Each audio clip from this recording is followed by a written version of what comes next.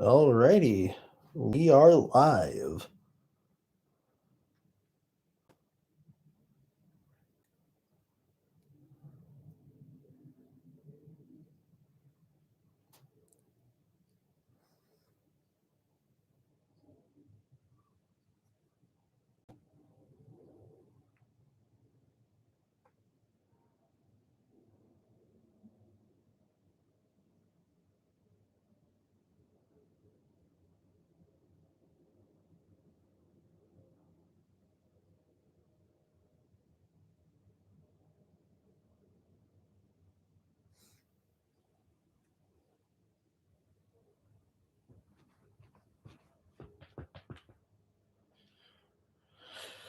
Okie dokie, we are live. I'm gonna make some popcorn.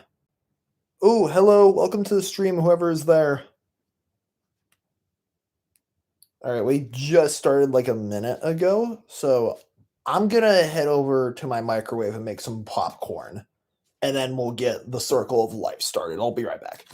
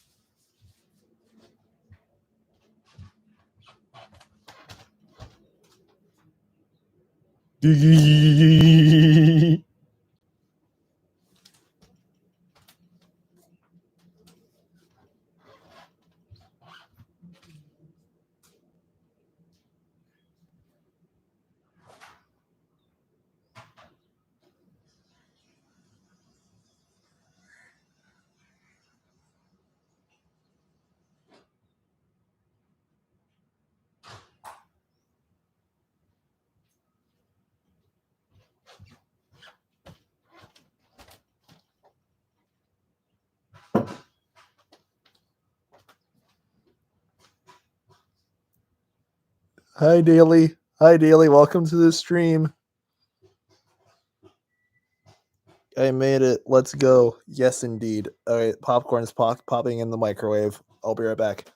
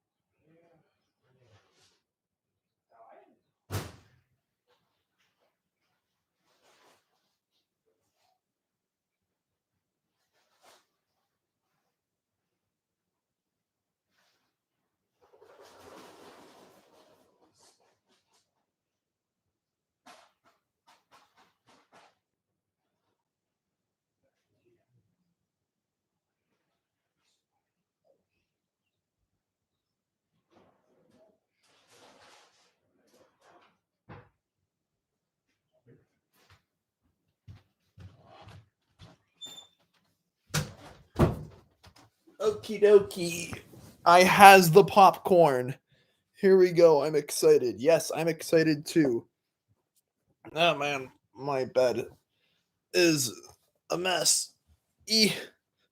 Welcome to my lair where the king sits on his castle for my kingdom of non-existent viewers. All right. Let's do this. I've been wanting to do a live review of The Lion King for some time. I thought it'd be most fun to make a live stream out of it. I want to live stream let me just get the movie started. I have it on Disney Plus. Oh, another person's here. Hello, welcome to the stream.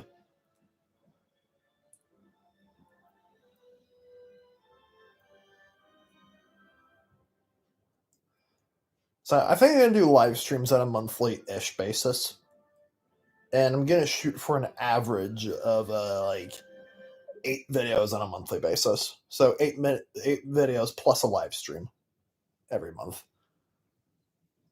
That's the minimum I'm shooting for.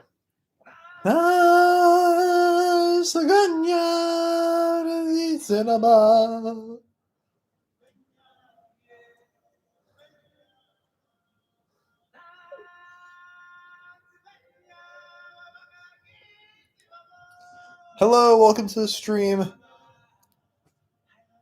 Disney is pretty lenient about not blocking me for copyrighted music in previous videos I've made, like, showcasing like Disney songs. But I'm gonna keep the volume just low for, just for my channel's sake.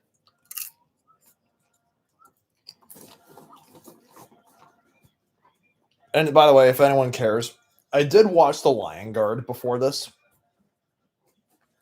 the Disney Junior show that follows Kion, Simba's son, and I begrudgingly watched the 2019 remake. I had very mixed expectations for the Mufasa prequel coming out this year. Like, it could be good, could be bad, could be anything else. I mean, I'd take that over another BS remake any day.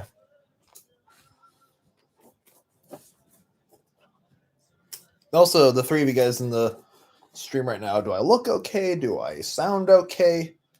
If anything seems a little bit funny, just let me know.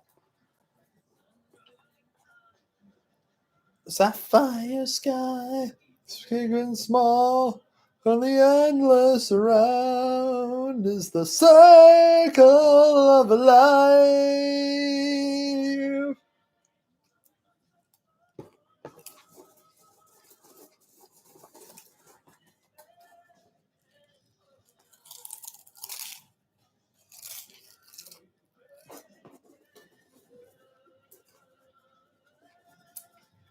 We find our place on the path unwinding.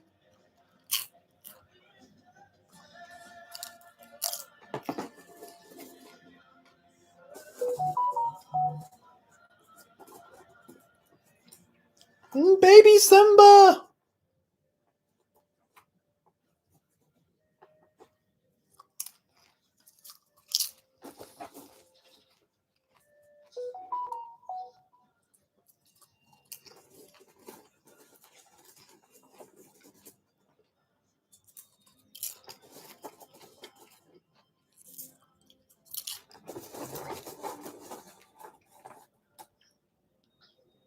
Simba sneezes.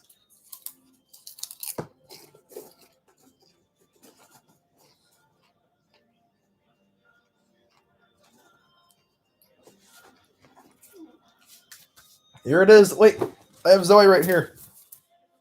The circle of life and moves us all. And hope. I'm eating tacos. Are you, Daly? I have some turkey sticks waiting for me over there. Got them at Trader Joe's.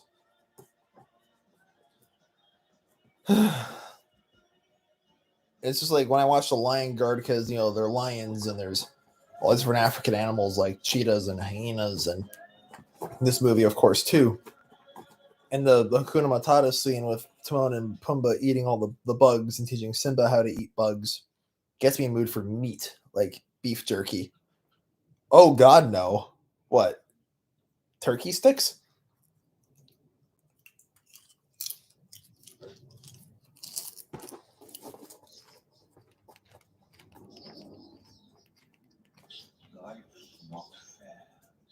You're singing.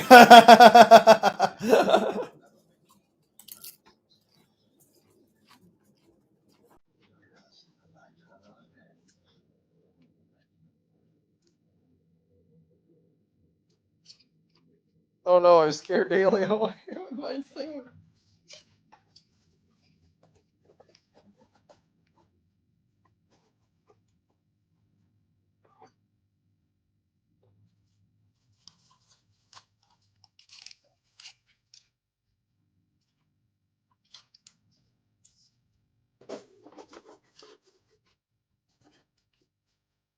But impeccable timing, Your Majesty. Hello, welcome to the stream.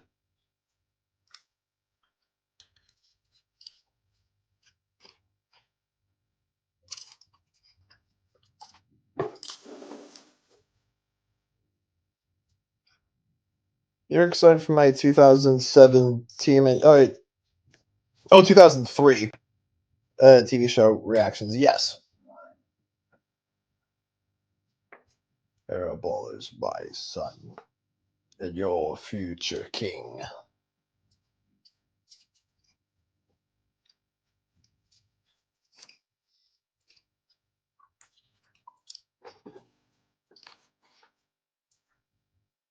But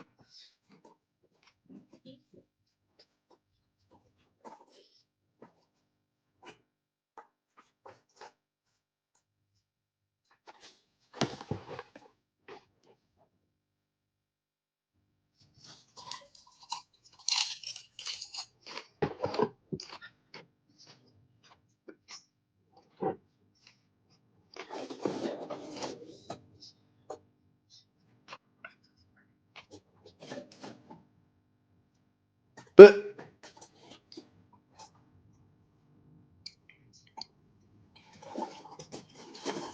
I'm trying to fall asleep this time.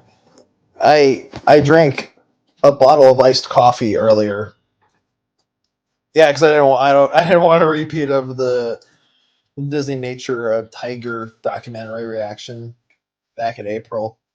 No, it's funny because like I last time I did a live stream, it was all about tigers. That tiger documentary on Disney Nature on Earth Day. But this time it's another It's another Disney property, but it's their classic animated movie about lions.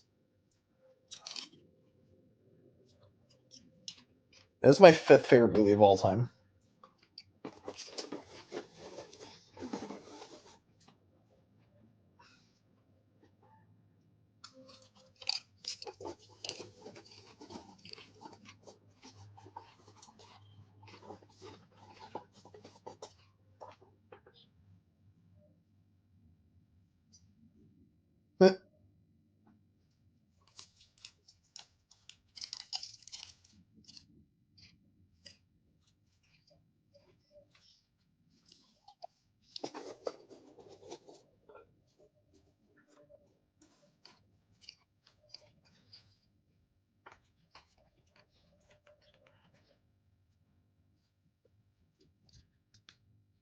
I love the way Mufasa yawns.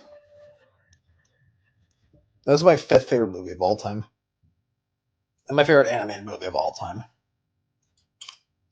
To add that,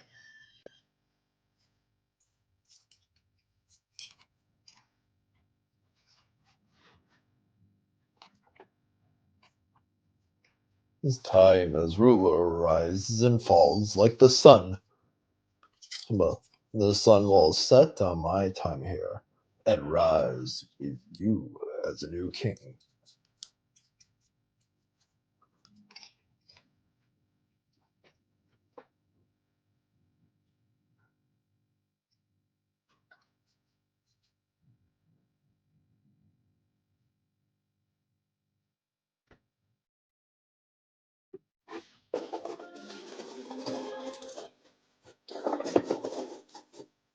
Wait, what's your top three favorite Disney movies? Well, this is number one. My second favorite is Mulan. And my third favorite? Ooh, if we're excluding Pixar movies, that's a very difficult question for me to answer. Our bodies become the grass, and the antelope eat the grass. So we're all connected in the great circle of life. Alright, so if we're including Pixar movies, though, I'd say my number third spot would probably go to Toy Story 3. And then probably Monsters Inc. But in terms of like OG Disney animated studio classics, not including any Pixar movies or live action films, of course. Uh oh shoot.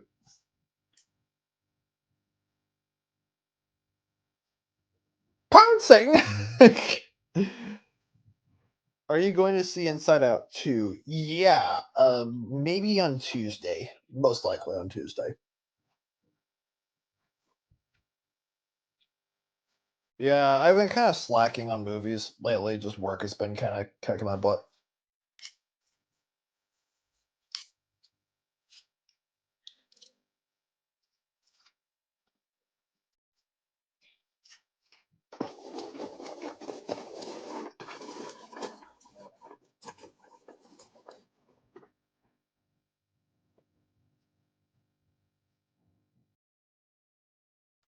Okay, I'm gonna wait until the be prepared scene. I'll give whoever's in the stream, I'll give you my TED talk about how this movie ruined hyenas for an entire generation of kids.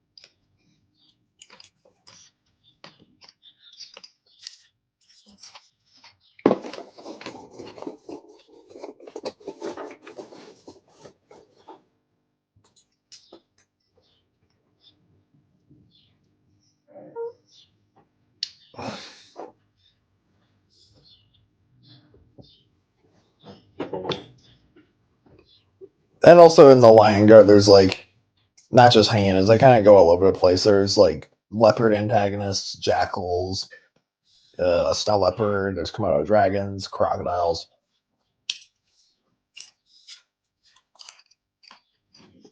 I'm excited for any Life is Strange series. Yeah, it looks good, dude.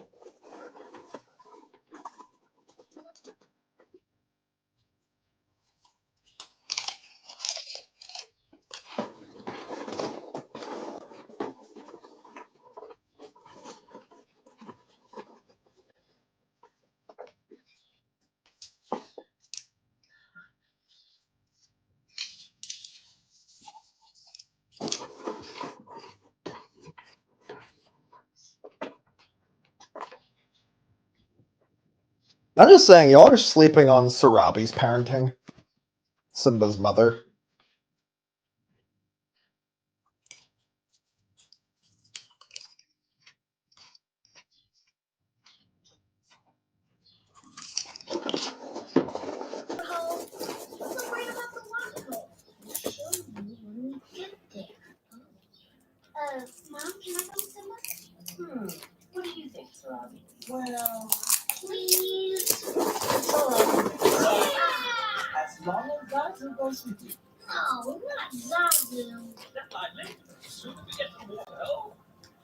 So Zazu's a hornbill. I'm just not sure what like particular species of hornbill.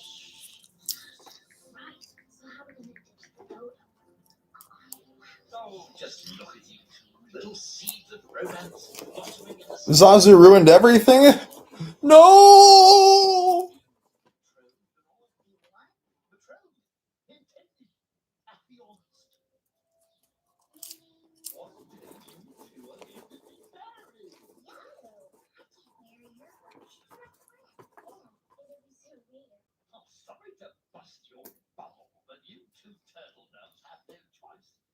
Bucaro today.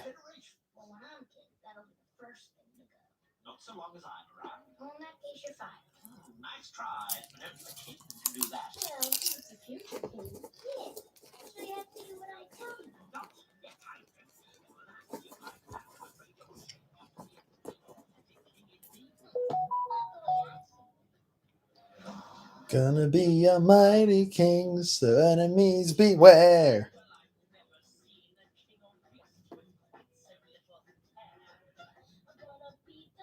The main event. Okay, so this film was in 1994, and the Disney classic that came before that, I think, was 93. There was a Nightmare Before Christmas. So it's Jack and Sally were the opening act, and Simba was the main event. Hey, it's Father's Day. I can make dad jokes.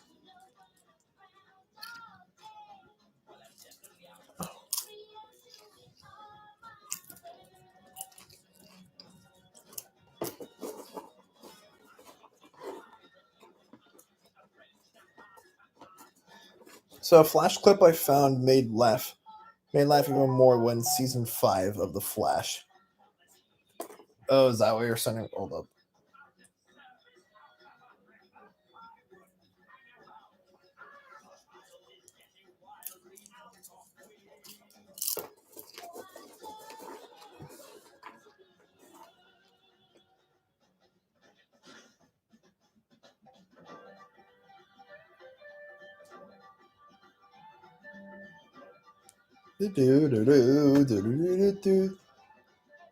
Like in this scene, like the elephants are red, just like how they are in Tarzan.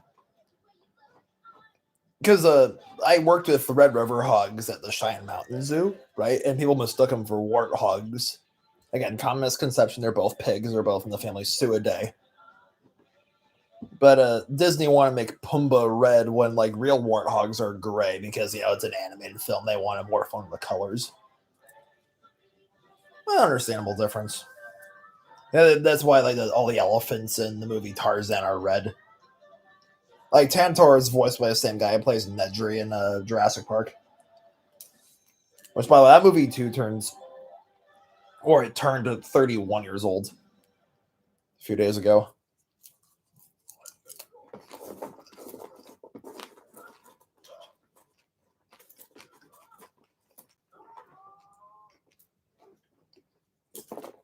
Oh, ad break.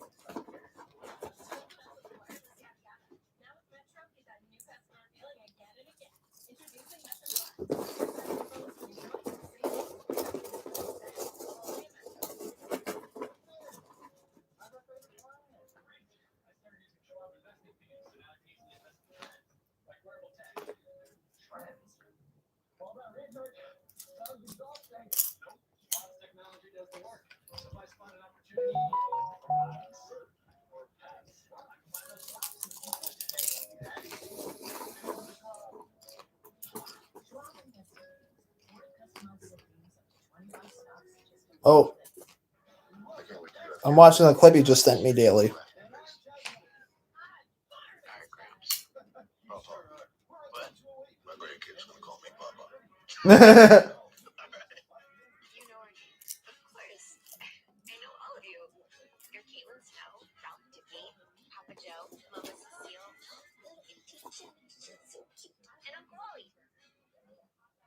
Aw, that's nice.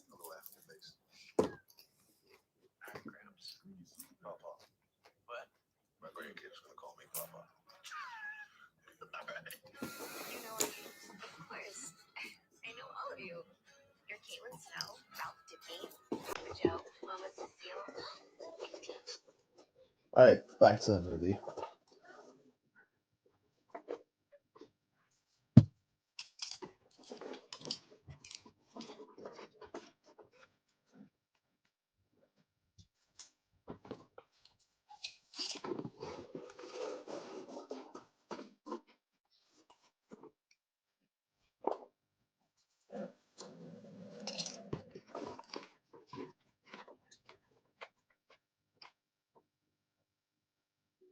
You need to watch The Flash. Yeah, I do, don't I? Iron Man Armored Adventure? Ooh, yeah.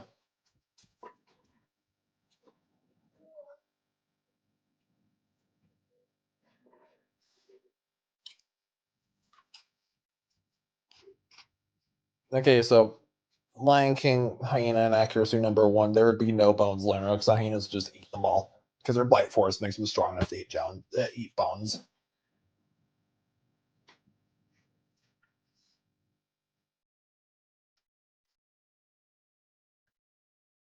I'm Simba when he's young. Aren't we all? Huh. Walk on the wild side.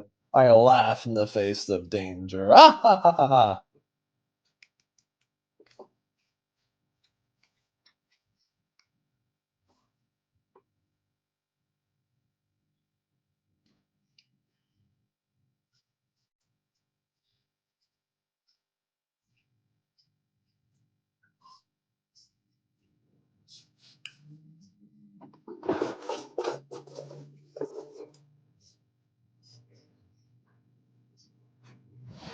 I'm gonna start putting some dirt in your eye. What? Why? Why dirt in my eye, Daly?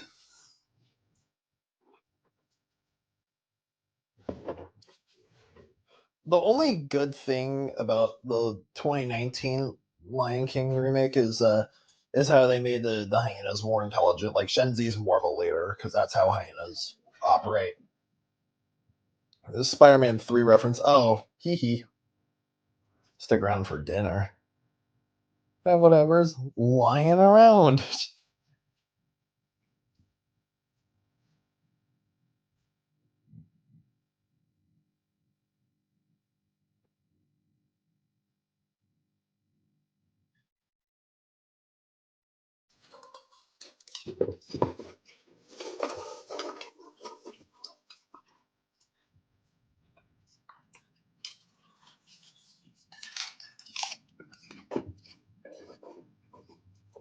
Your thoughts on the Fossil Lion King movie is coming out of my opinion. Why the hell would they make this?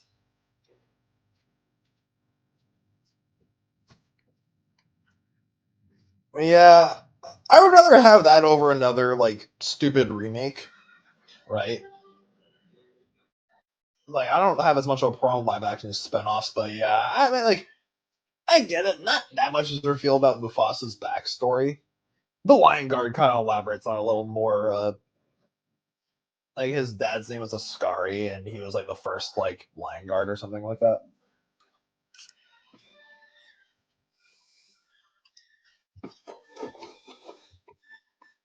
And we see a lot, and in that show, like you see a lot more of the outlands where the hyenas are living.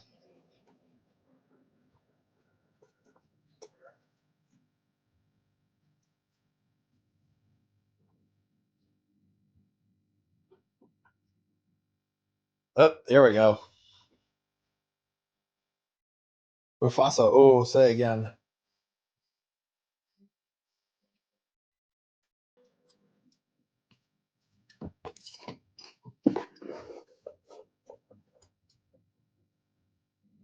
Son again.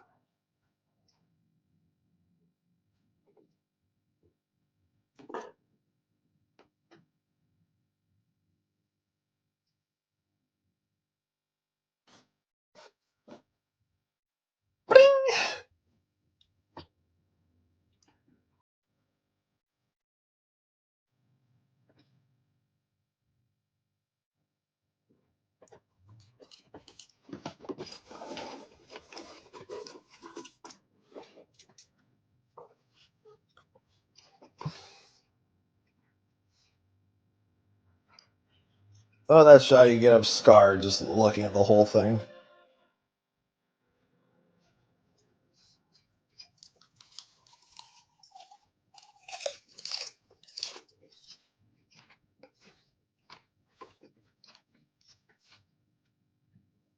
I've got to teach my son a lesson.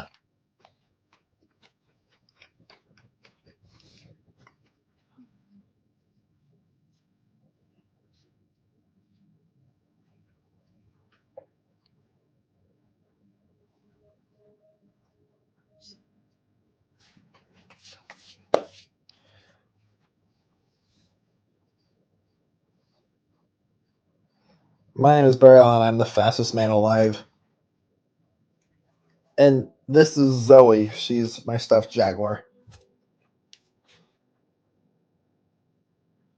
King of the African beasts, queen of the South American beasts.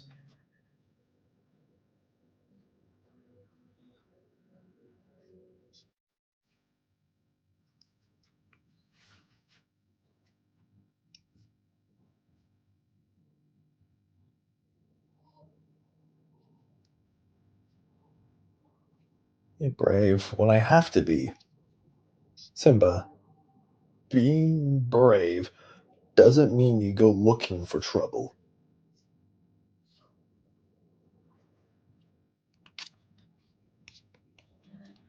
Thought I'd lose you.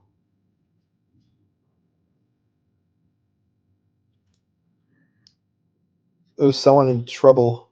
The hyenas were even scareder.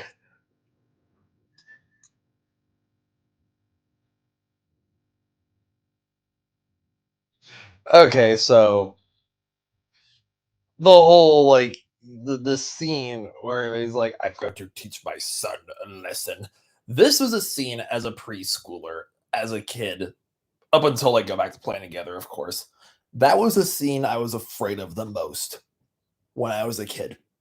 Not any of the scenes of Scar, not any of the scenes of the hyenas, not even the stampede scene. It was Mufasa being mad at Simba for disobeying him and teaching his son a lesson. I As a preschooler, that scene made me terrified of disobeying my parents.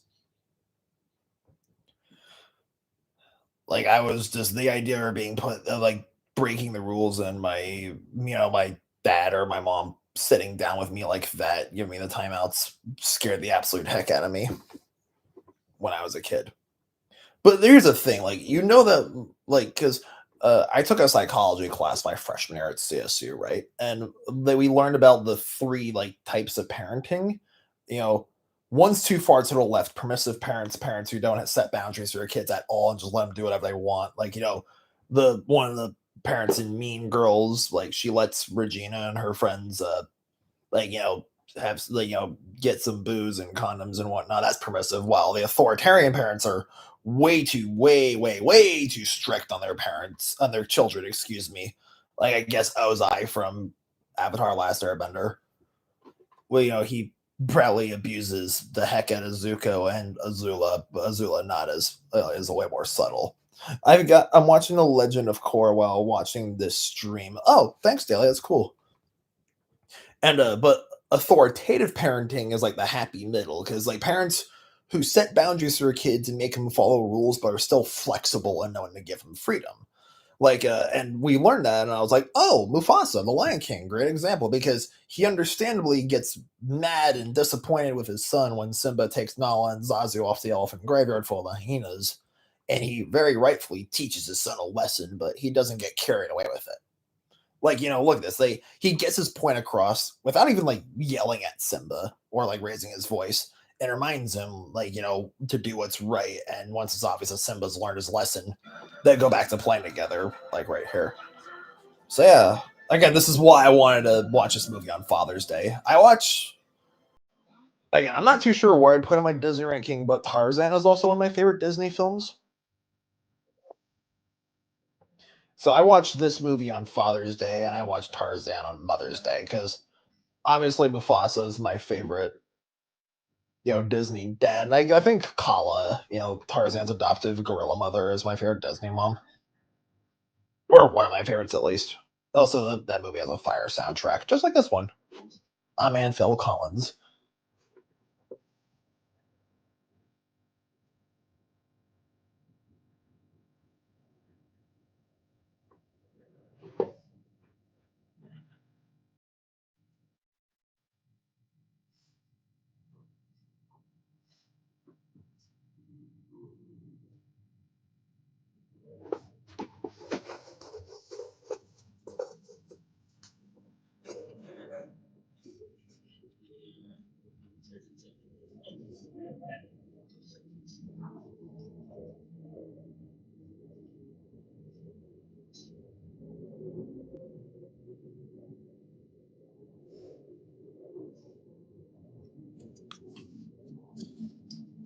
Ugly.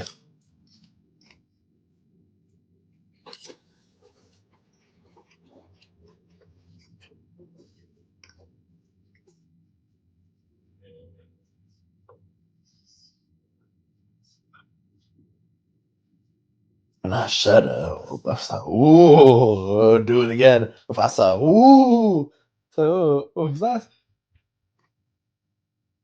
I'm surrounded by idiots. Okay, Daily and whoever else is in the chat, just say yay or nay. Do you guys want my hyena TED talk? Like this scene right now as I'm pausing the movie, or after the Be Prepared song ends?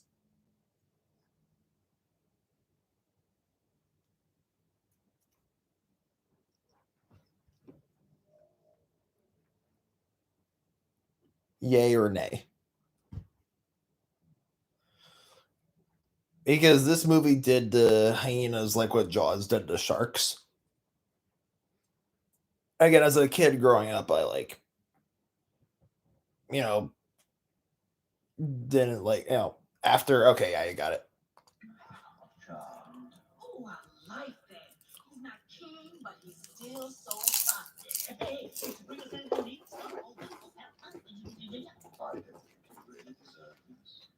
I practically gift wrapped those cups for you, and you couldn't even dispose of them.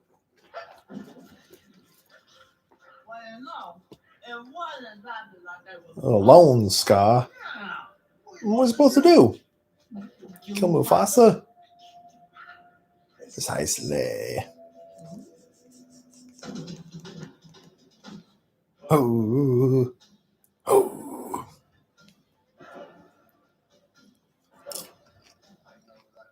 I threw this idea at Gotti over a DM last year when I was interning in Utica. Like, what if when we eventually reunite, which we did in San Francisco a week and a half ago? Words are a matter of pride. Last year I threw the idea, but what if we ever like sing karaoke together and you'll be like singing, like we'll sing Be Prepared together on stage, right? He'll be on Scar's vocals, like singing lead vocals, and I'll be metal screaming like the hyena backing vocals. Air Force sensational news. And he gave me a little haha reacting to DMs because, again, hyenas is like everything about them is just like so metal.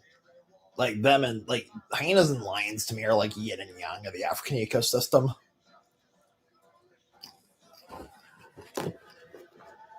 Prepared. We'll be prepared. For what? The death of the king. No, for we're going to kill him and Simba too.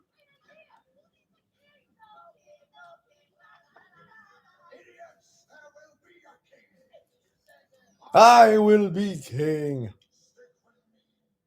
And you'll never go hungry again. Long live the king! Long live the king! Is it supposed to be connected with a king you will all time adored?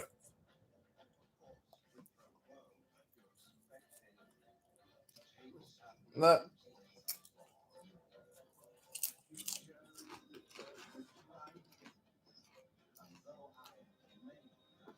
again, like the really spooky imagery with this scene, and then the hyenas are walking like SS soldiers in World War II.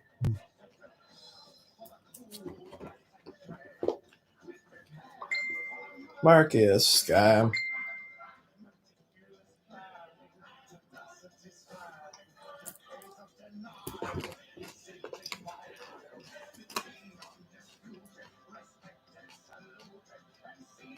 No wonder I am. Because our teeth and our ambitions are bad. Bad. Yes, our teeth and our ambitions are bad. Bad. Ah.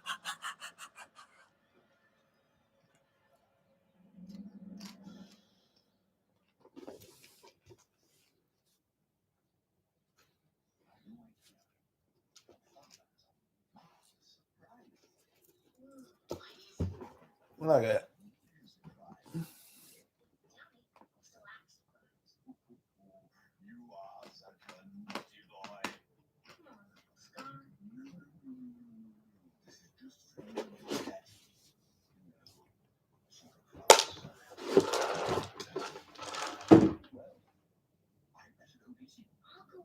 No.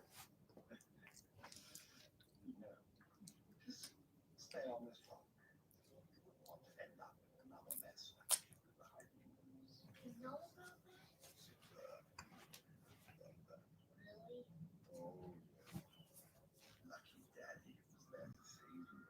Scar is such a great villain. All right, I'm just gonna have a little sip of water really quick.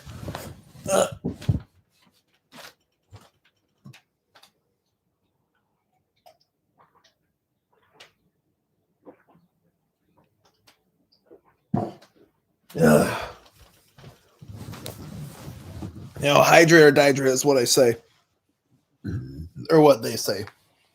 Yeah, like I said, I see lions and hyenas as sort of like yin and yang of the African ecosystem in a weird sense. Like, yeah, the two species are sworn enemies, but it was a keeper chat at the Denver Zoo, like my summer going to ninth grade, that really like had my wake up call because they did a whole feeding demonstration with their spotted hyenas at that zoo.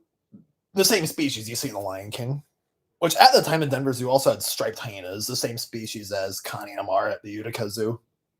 Which my Utica Zoo hat is over there. I should have worn it for this live stream. I missed that place. Jeez. Yeah, like, because yes, lions are 5 times bigger than hyenas and can easily kill them in a raw like fist fight. But there are 3 advantages that hyenas undeniably have over lions. Their hunting success rate, their bite force, and their intelligence. Not to say that lions are stupid. Big cats are highly smart as well. They really are.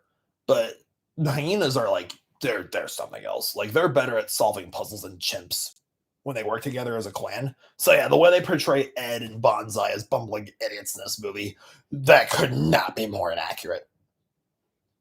Like again, I know they kind of fixed this in the remake, which again, that's like the only positive thing I can say about the 2019 remake. Ugh.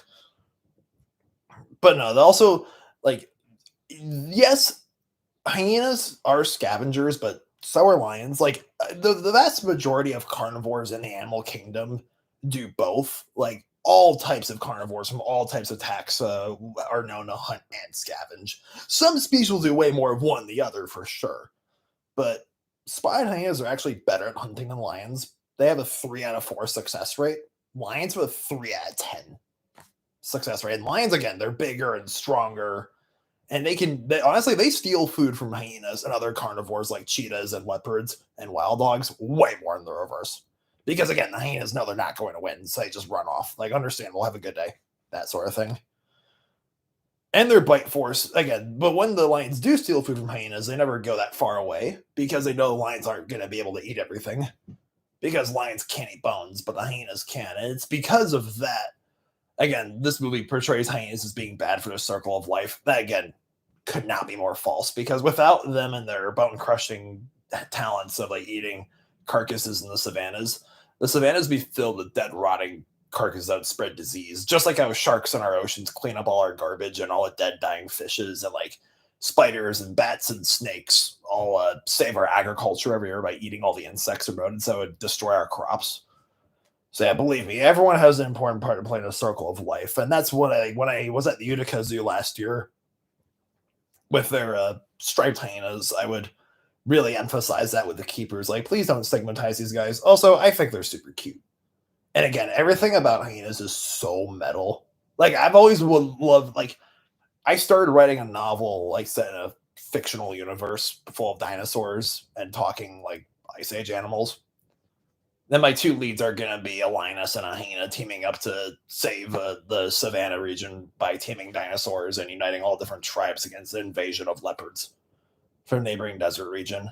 So like that, but my book, I mean, I have a much easier time writing for older audiences because I really like violence and dark humor and like controversial subject matter. So hopefully, like one day, like someday, maybe call me a big dreamer. But Daily, if you're still in the chat right now, you always emphasize to me like, hey man, follow your dreams. Like Lion King is what ruined hyenas for people as kids. Hopefully my novel one day, if somehow ever gets a film adaptation or a TV adaptation, will redeem hyenas from as adults. We'll see. Anyways, gorge time.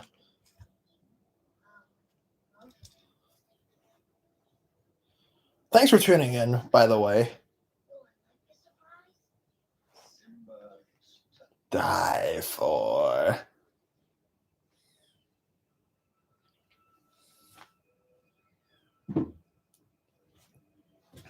Must grab Pop-Tart.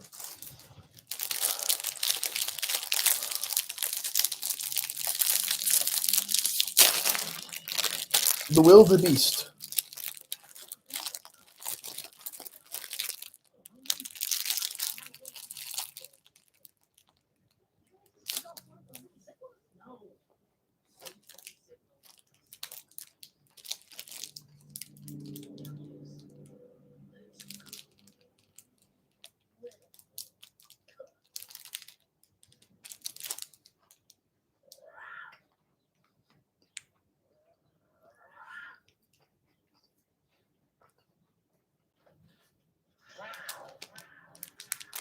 Oh boy, here we go.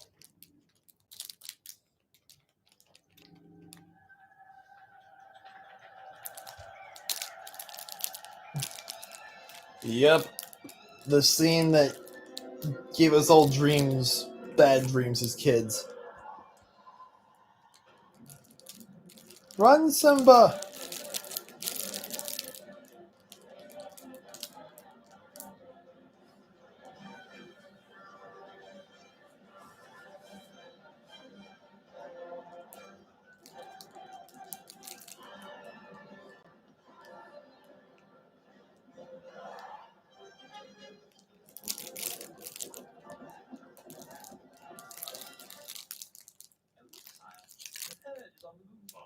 Mufasa, quick!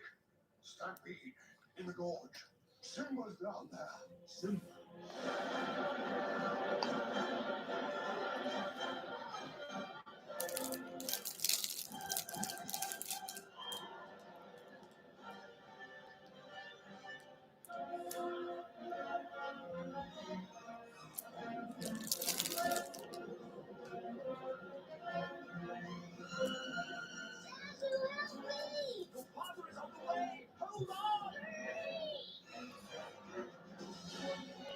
Oh man. Hold on, Simba.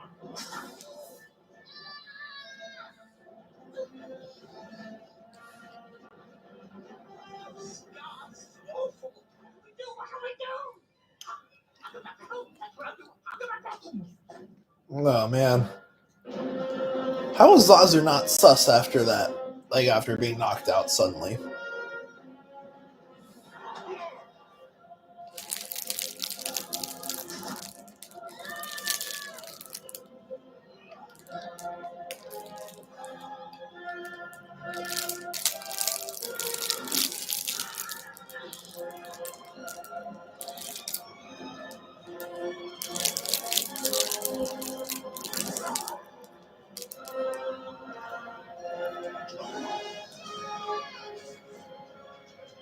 I've watched this movie like 1,000 times already, and this, like, I'm still just like nerve wracked by it, even though I already know it's coming.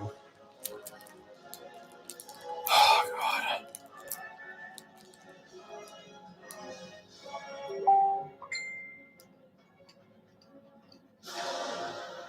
Scar! Brother, help me! Oh no. There we go. Oh jeez. Long live the king. Damn. Oh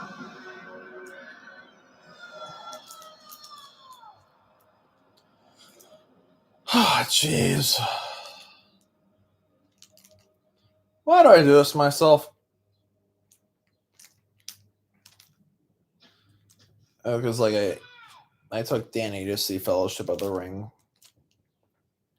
with me the other night, and I cried after the "You Shall Not Pass" scene. Even though I've watched all Lord of the Rings movies front to back, like God knows many times over the years, but no, like Gandalf falling into the abyss and the sad music that plays afterward, just like my first time seeing the big screen, I think that's what got me. And scene.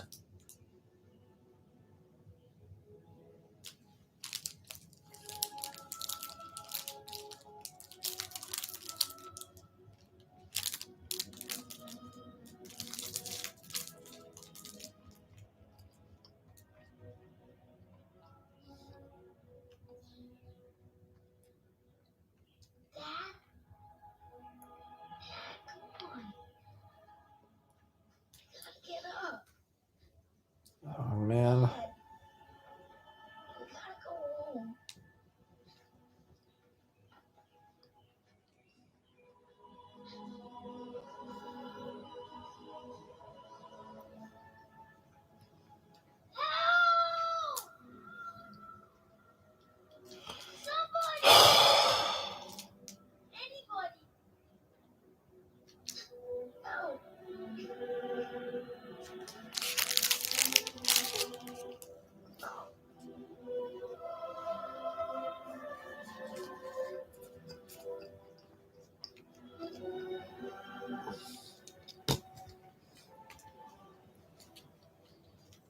Oh, Daily, did I make you cry? Okay, I have to ask, what's sadder, Mufasa's death or Sarah's death in The Last of Us?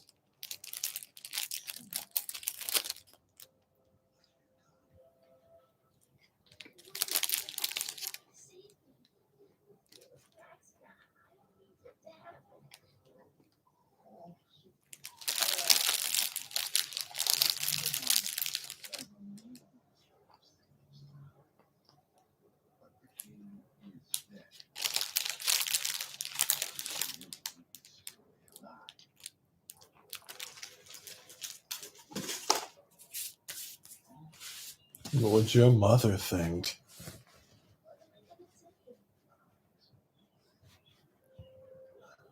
Run away and never return. Sarah death from The Last of Us. Good choice. Oh, ad break. What does Zoe Cat think of this?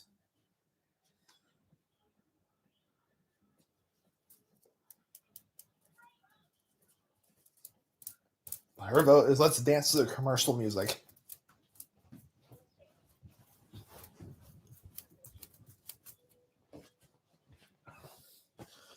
Oh, hello. Welcome to the stream. Welcome to our dance party after Mufasa's death. Do do do do do do you you you.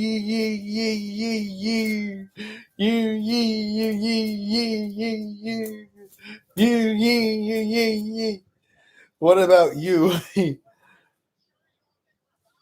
Oh man, what's sadder? I mean, I'm probably gonna say Mufasa's because it's one I grew up watching.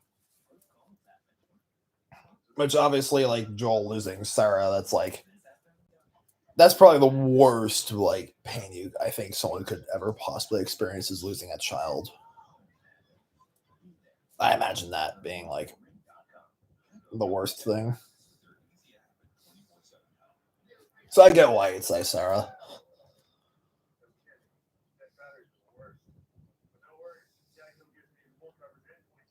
I know it's not on screen, but I'd say Lieutenant and Last Airbender would be like a pick for because the more for like the leaves on the vine scene in the season 2 episode. Rip Mako Iwamatsu. All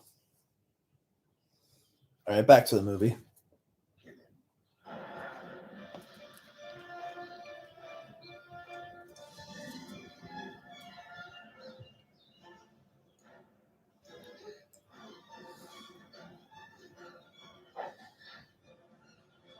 Oh, that's the thing I forgot to mention. This movie likes to add dog noises to the hyenas. Hyenas are actually a lot more related to mongooses than they are to dogs. Yeah, there's two suborders of carnivorous mammals.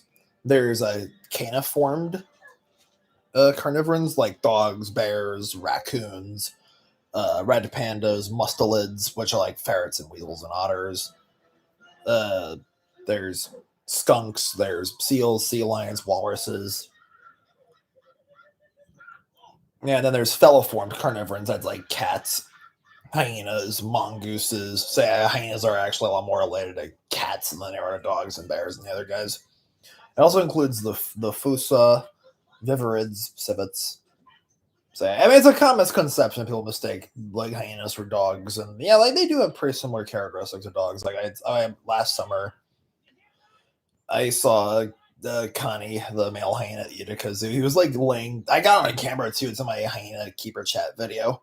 He's just like laying down and just being a total goofball, like digging into the ground like this. Like he's just digging for no reason.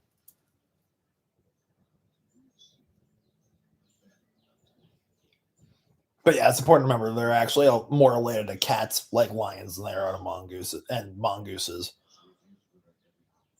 Then I assume the throne.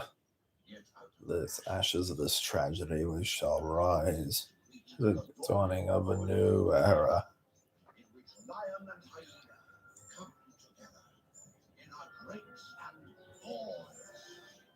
Oh yeah, I heard that some people are calling the lion. Some people call the Lion King racist because, like, oh, you're basically discouraging race mixing with the whole like lions and hyenas hating each other.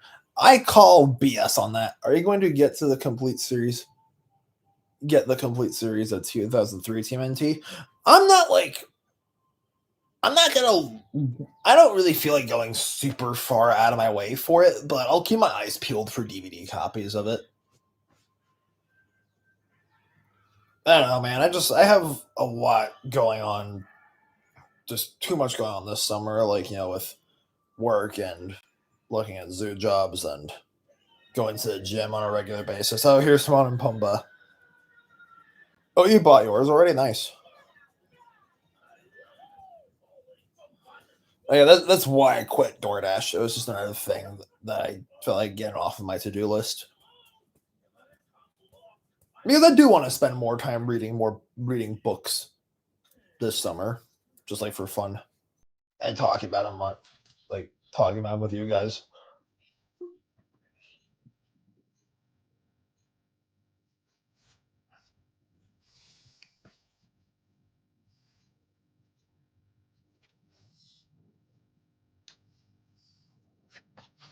And the lion guard, Timon and Pumbaa, raise another orphan named Bunga. He's the honey badger, and Kion, the lion's best friend. There's a really cute episode when Bunga and Simba get lost in the caves, and Bunga starts singing Hakuna Matata, and Simba's like, "I knew that song long before you were born."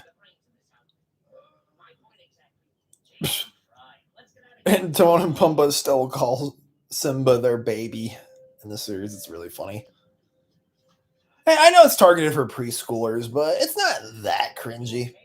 It's not that childish.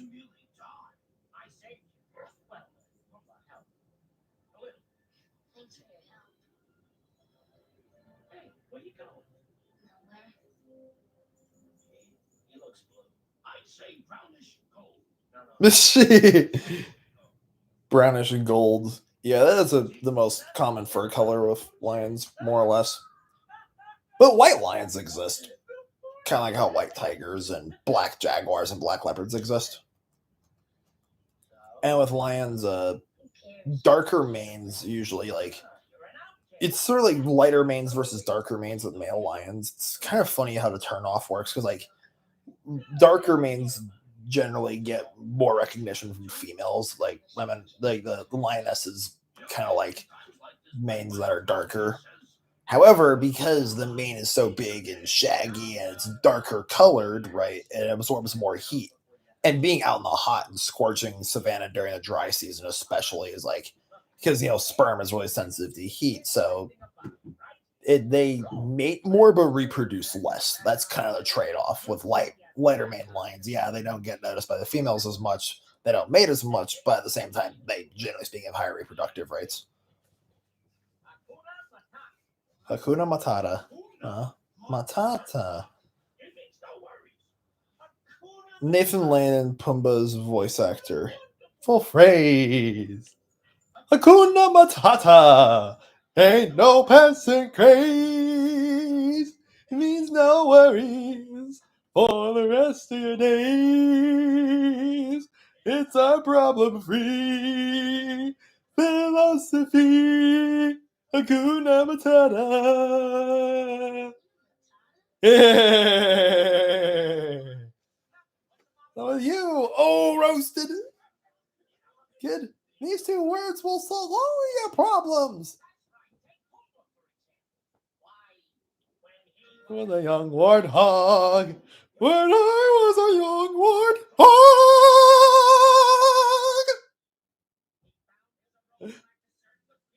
Oh no, please, God, he's singing.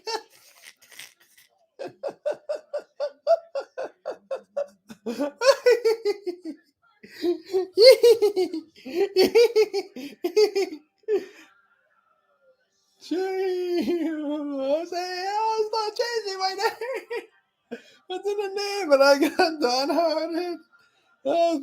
Not in front of the kids. Hakuna Matata.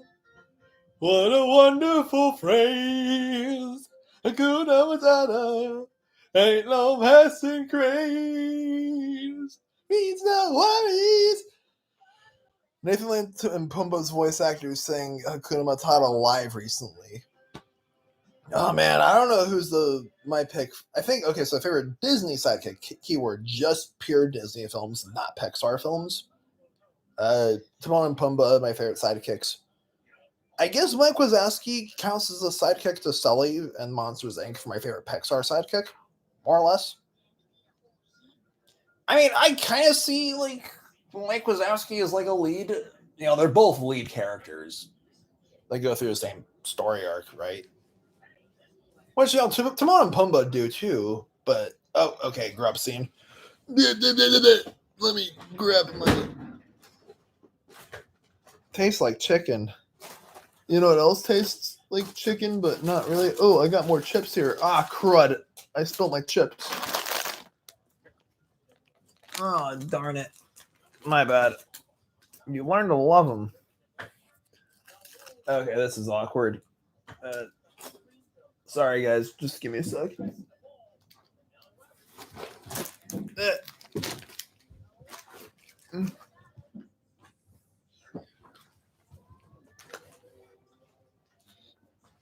Timon broke the fourth wall by saying not in front of the kids. Oh, hey, Danny's in this stream.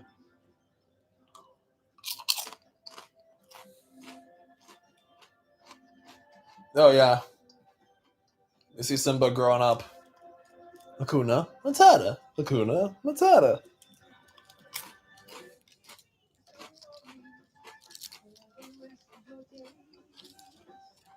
It's our problem-free philosophy.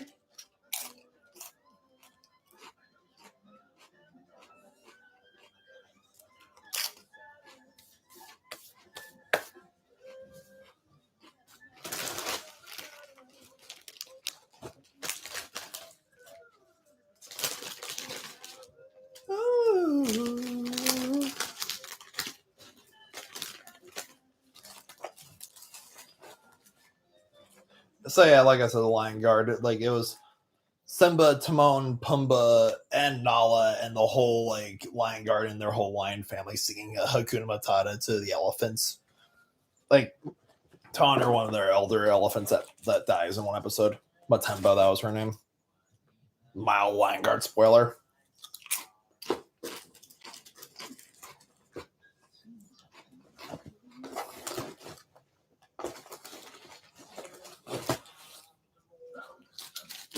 Yeah, Zazu thinks it's a small world after all. In the Broadway musical, because Joe and I saw the Broadway musical, Zazu started singing Let It Go. Not the whole thing, but enough for Scar to just be like, shut up. What did you say? Mentions that name of my presence. I am the king. Billy Crystal, John Goodman have never sang If I Didn't Have You live ever. And they should, because their chemistry, yes.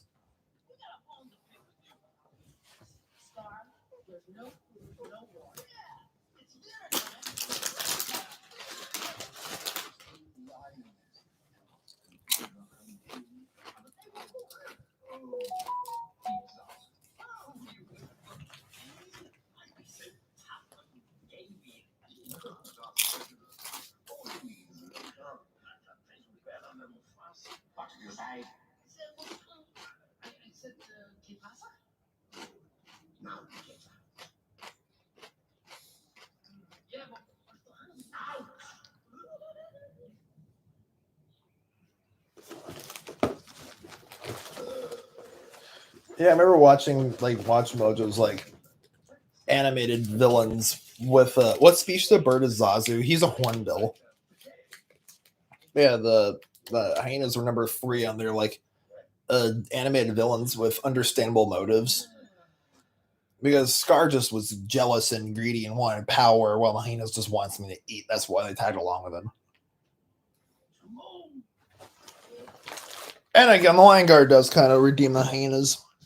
Because, yeah, Janja and his clan of bad hyenas are the main antagonists for the first, 2 seasons.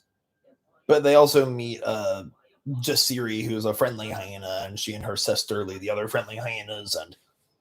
And Jasiri was the most interesting character in the entire show, in my opinion. She's interested in an episode called Don't Judge a Hyena by Its Spots, and the song, Sisi Misawa means that we're the same, will get stuck in your head. Hi, bro. I'm from Brazil. Oh, hi, Eduardo. Welcome to the stream. Yeah, I'm really blessed that I have, some subscribers, from other countries. When I reviewed Coco, the Pixar movie, back in 2017, I had a lot of really nice views and comments from Mexican viewers. And when I reviewed Encanto back in 2021, I got a really nice comment from someone wish me good things from Bogota, Colombia, where Encanto takes place. I was just really blessed to see that. That doesn't matter what part of the world you're from, we all share the same love for film and movies and cartoons and gaming and music and animals and all things geeky. Oh, this is the infamous scene where he allegedly spells out sex with the flower petals.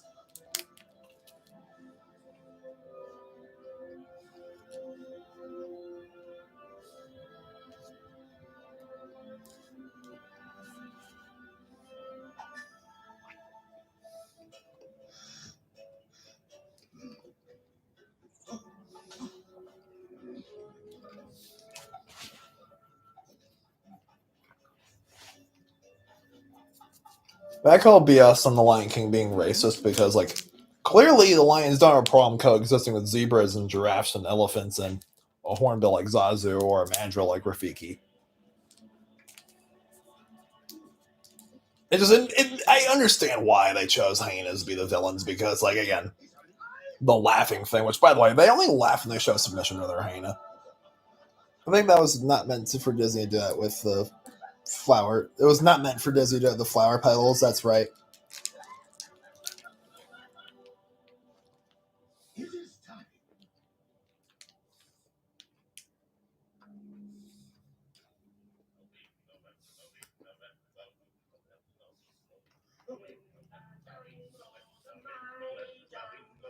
Ryan sleeps tonight.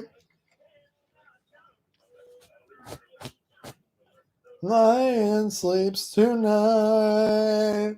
Wee, yo, away. That's a good song to play at a zoo-themed dance party night. I just want to open a bar called The Watering Hole, where the trivia nights are all going to be zoo-themed. 1 month the theme will be African animals, like the ones you see in The Lion King. Next month will be Asian animals, then North American animals, South American animals, Australian animals. That'll be a theme for 1 year, and then the next year we'll do all Okay, so that was all parts of the world, maybe like taxonomy. So we'll have like a big cat trivia night, or a hyena trivia night, or a pig, like a Suidae, the pig family trivia night, or Herpestidae, the mongoose family trivia night. Oh damn! I keep picking mammals, but my mammalian bias is showing. She's gonna eat. Oh, I always have to save your. Is The Lion Guard a sequel to the film? Yeah, it takes place after the events of Lion King 2, if I remember hearing it correctly. If I read that correctly, that is.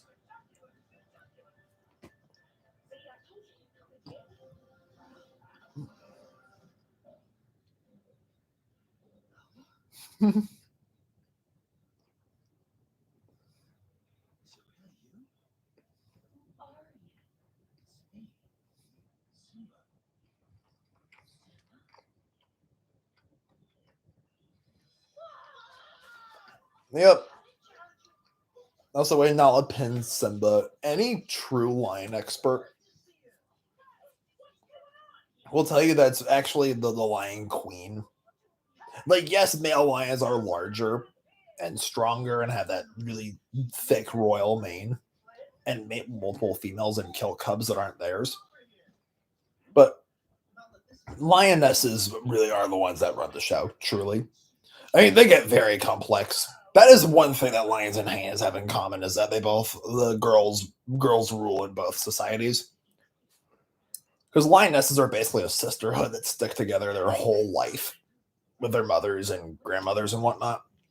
While male lions will be kicked out of the pride that they're raised in and like go off to join a new one when it challenge the resident male. And they'll like bachelor lions will form like coalitions and bachelor prides and stuff like that. And lionesses are known to like shoo the resident male away when he's too old to reproduce. That happens.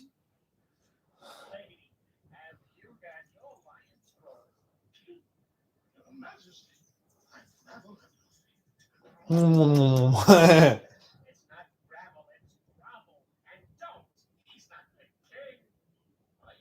Lion King was released, one and a half was released 20 years ago, which I vaguely remember watching once years ago. Oh, I watched that movie all the time when I was a kid. That's still hands down the my favorite like directed video Disney sequel. I am standing on that hill. Uh-oh.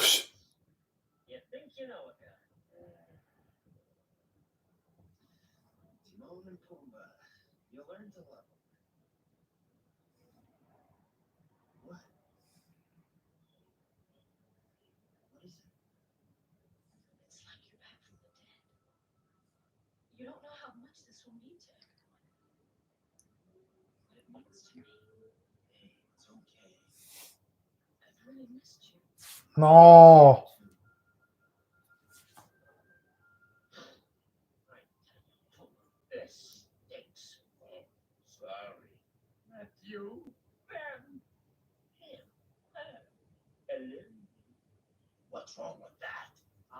See what's happening. What? They don't have a clue. Oh, fall in love, and here's the bottom line. Our trio's down to two. The sweet caress of twilight. There's magic everywhere. With all this romantic atmosphere, disasters in the air.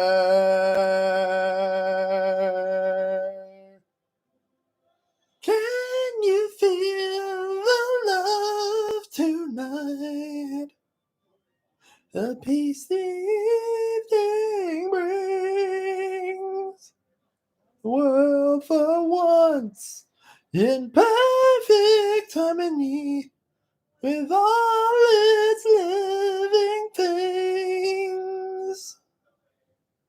Many things to tell her, how to make her see the truth about my past impossible. She turned away from me. He's holding back, he's hiding. What I can't decide. Won't he be the king? I know he is the king I see inside. Can you feel the love tonight? The peace the evening brings. The world for once in perfect harmony with all its living things. Can you feel the love tonight? The meaning like to fire, stealing through the night's uncertainties. Love is where they are. And if rain falls in love tonight, it can be us soon. This carefree days with us our history. In short or pale is doomed.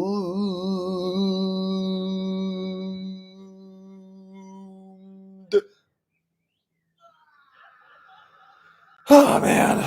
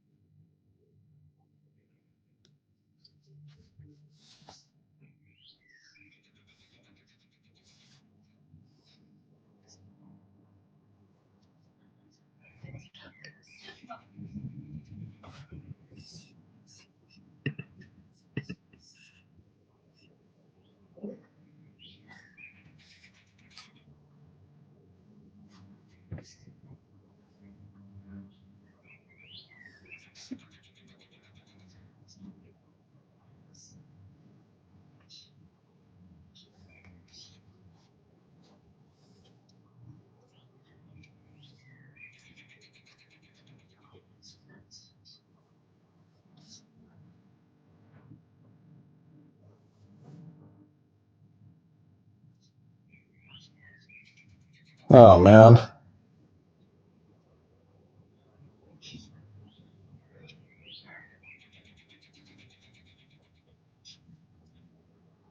Man, Scar just has everyone wrapped around his little paw.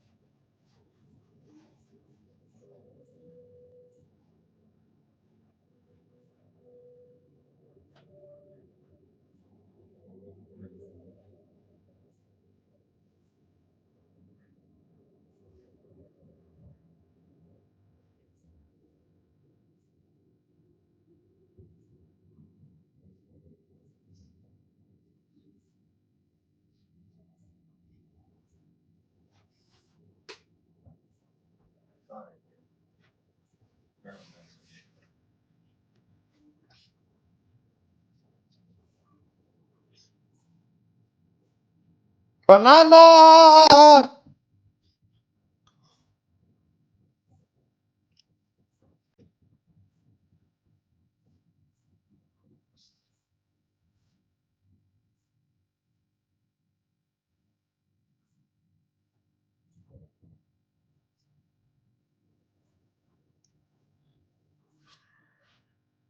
That got his attention.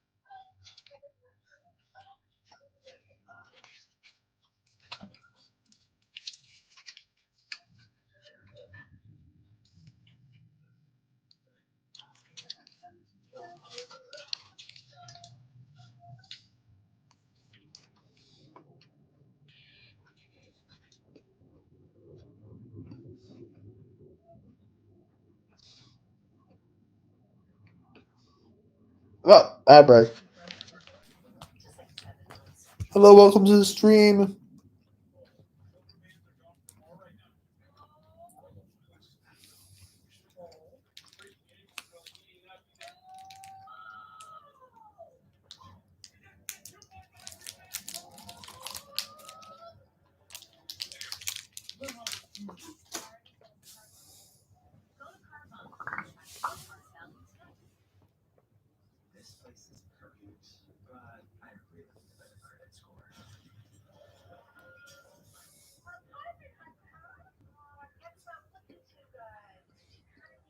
Favorite Pixar dad?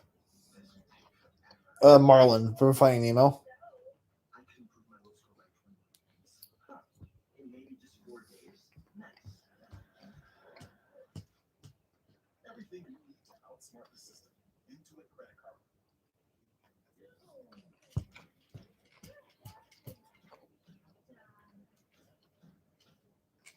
Pixar mom. Ooh.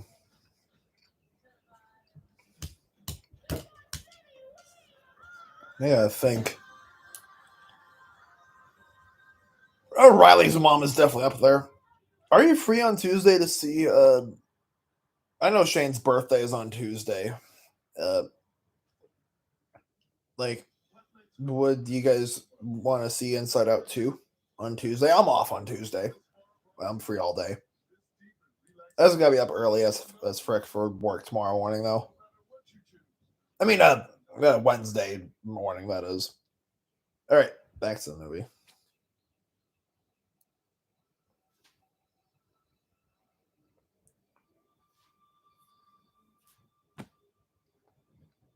For those who are just popping in, we're at the part where Simba looks at the little pond with Rafiki.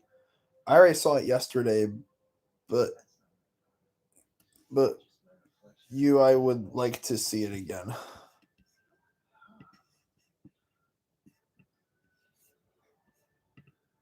Yeah, thanks, Danny. I'd like that. You beat me to it. I've been so busy with work lately that like the last thing I want to do is to go to the movie theater.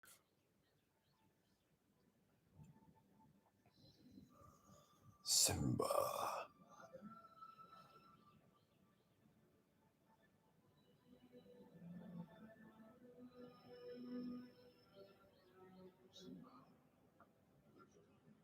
No, how could I? You have forgotten who you are, soldier like me. Look inside yourself, Simba. You are that what you have become. You must take your place In the circle of life. How can I go back? Not what used to be. Remember who you are. You are my son. You are the one true king.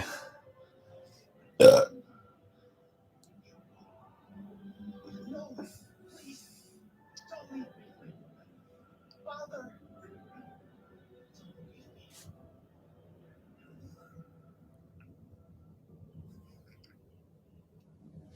Don't leave me. What was that? The weather. Very peculiar, don't you think?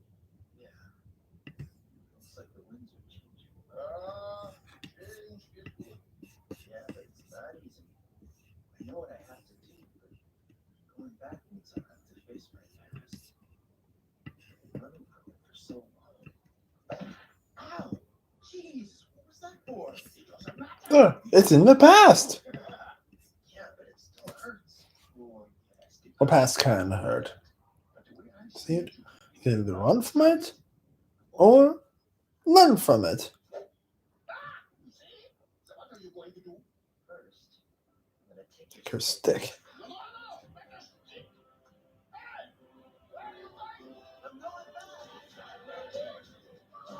Come on, get out of here! That was a DreamWorks dad being stoic. What about DreamWorks mom? My favorite DreamWorks mom. Oh, is it okay to say Hiccup's mother as well for like How to Train Your Dragon 2? I know they're both in the same franchise, but like, can you blame me?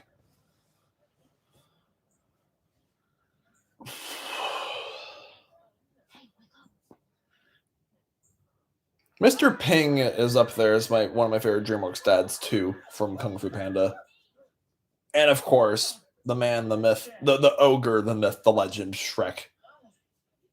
Hey, carnivores. Oh, hey, it's like meerkats are carnivores too.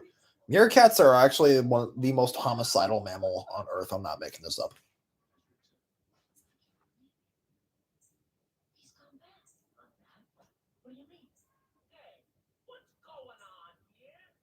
It's a monkey.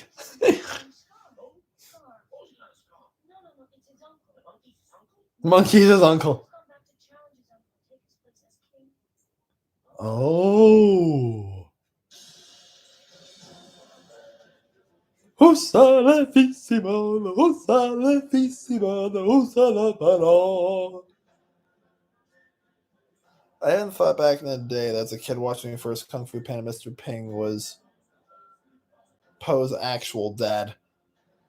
No, I kind of assumed that Poe was adopted when we all saw the first movie together. I was like, okay, Poe has that. I'm assuming they're going to explain that in the sequel, and lo and behold, they did.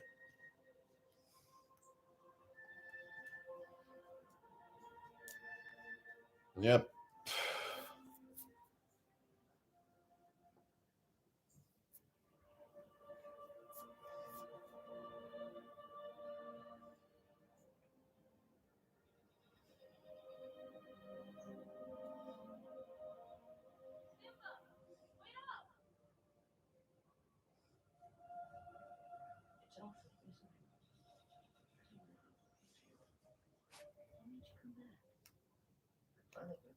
It's knocked into me. I got the bump to prove it.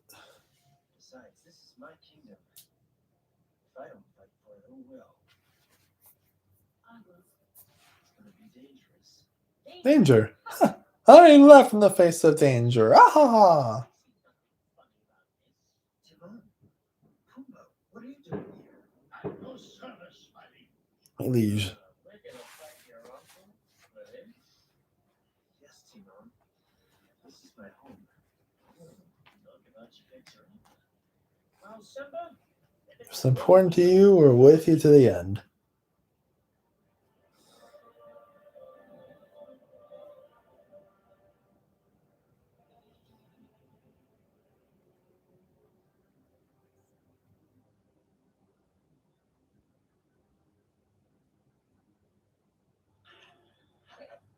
hyenas. I hate hyenas. So what's your plan? Test those guys. My bait. Oh, Hey. behold a legendary scene. What do you want me to do? Dress and drag and do the hula?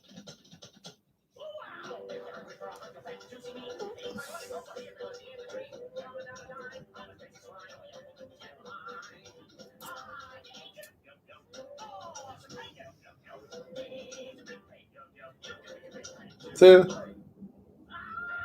I'm kind of curious as what peccary tastes like. There's two like families. There's the pig family, and then there's a peccary family. Have you seen wildebeest at the zoos?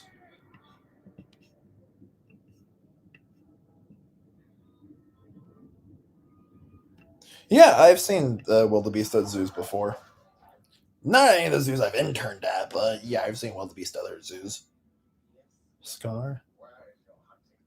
Another thing the remake kind of got right was how Sarabi like fought back at Scar, even if just briefly,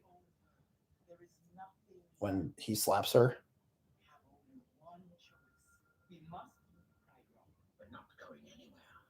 Sentenced to death. She's the only one who's not afraid of him.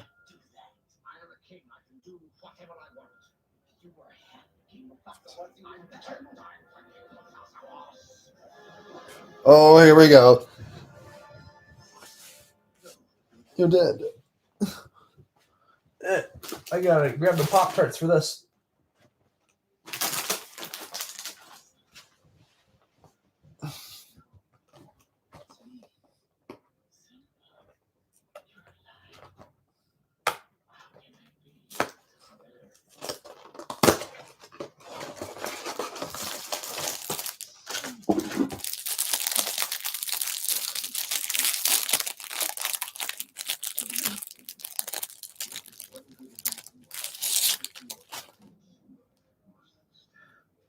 Pressures of ruling a kingdom.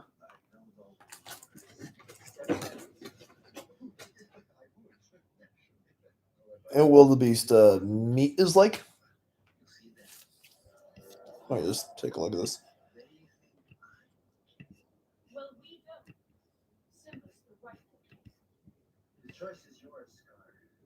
Wait, wildebeest. What wildebeest diet to is like? Oh yeah, they're herbivores, so they eat mostly like grass. Like they're grazers like cows.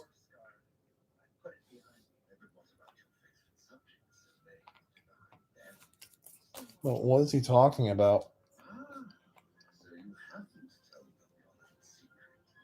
Well, Simba, now's your chance to tell them. Tell them who is responsible for Mufasa's death. I am. It's like how horses are all herbivores. Yeah, that's true. But horses are hindgut fermenters, so they can't chew cud like cows can.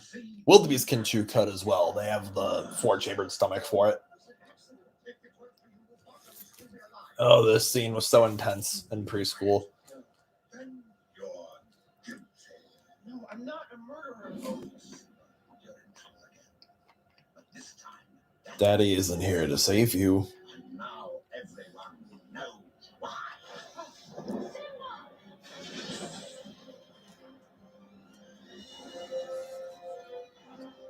Now this looks familiar. Where have I seen this before? Wildebeest don't eat prey of dead carcasses. No, they don't. Just the way your father looked before he died. I'm back. What I missed? I'm at the part where. Oh, we're almost at the part. So here's my little secret. I killed Mufasa. We're at the finale. Like the climax. Oh. Tell them the truth. But truth is in the eye of the beholder. All right. So they can hear you. I Killed Mufasa. Oh.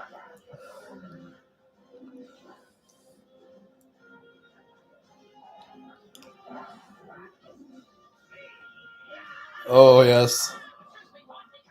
Wildebeests are also mammals. Yeah, they're even-toed ungulates, to be more specific.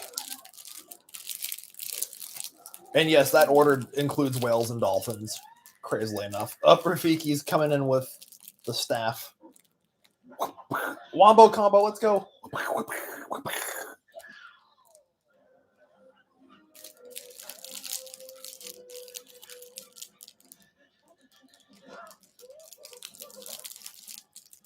Have you seen warthogs at zoos? Yeah, the Cheyenne Mountain Zoo has one. I ain't got to work with him, but like I worked with Red River hogs. Oh, they're talking to me. Oh, he called him a pig to me. Yes, sir. Talking to me. They call me Mr. Pig. Ah!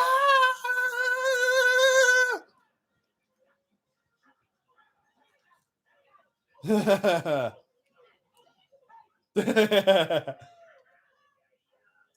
a warthog diet like? Well, assuming that they're, again, I've never worked with warthogs. I've seen warthogs, but I never like worked with them in any way.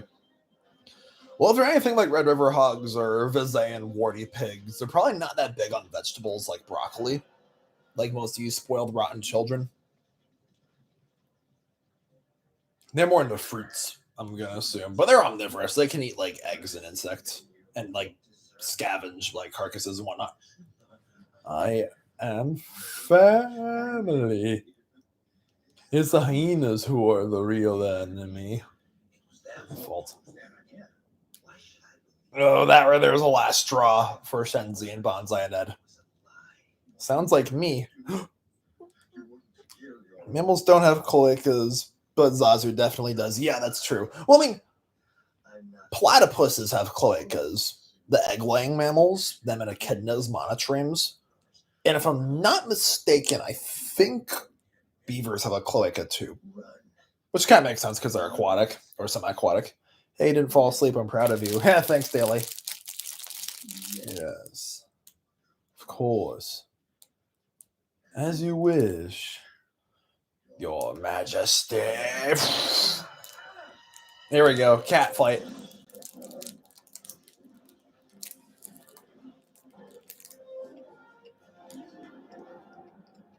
Oh, the slow-mo got me so hard as a kid.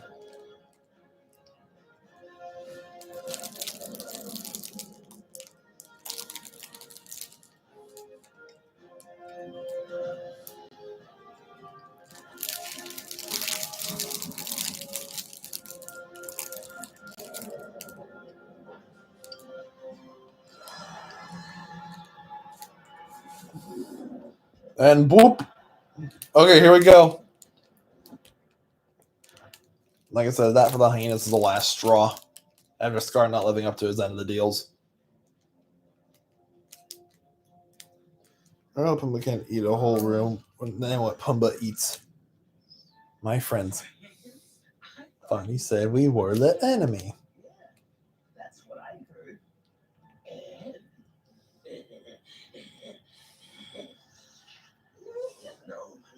Let me explain that you don't understand.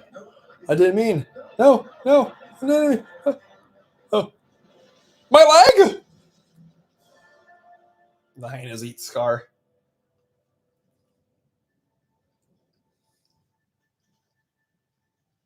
I've read the Avatar Last Airbender comics yet. Yeah, I have one of them sitting around here somewhere. I haven't read it in a while, but I'd like to get back into reading more Airbender comics.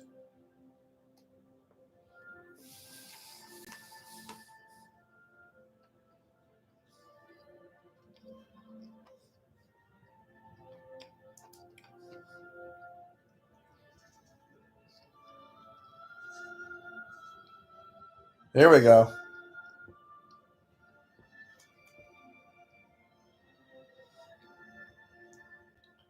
I'm ready to promise it's. I'm reading the promise. It's really good.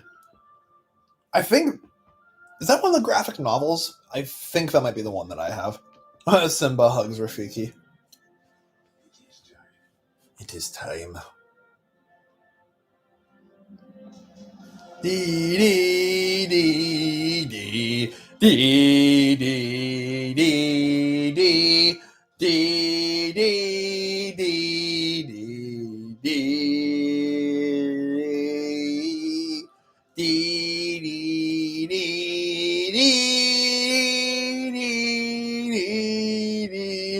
I have a belly.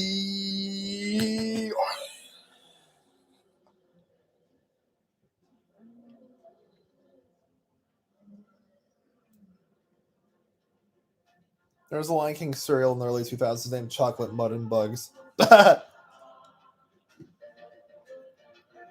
I'm bobbing my head right now. Tee.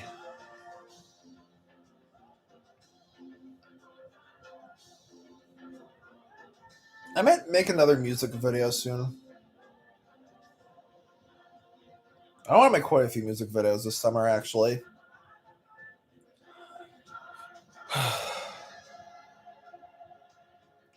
You're on the path unwinding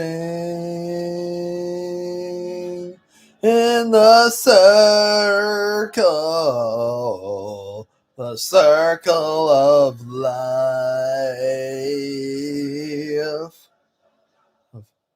Life.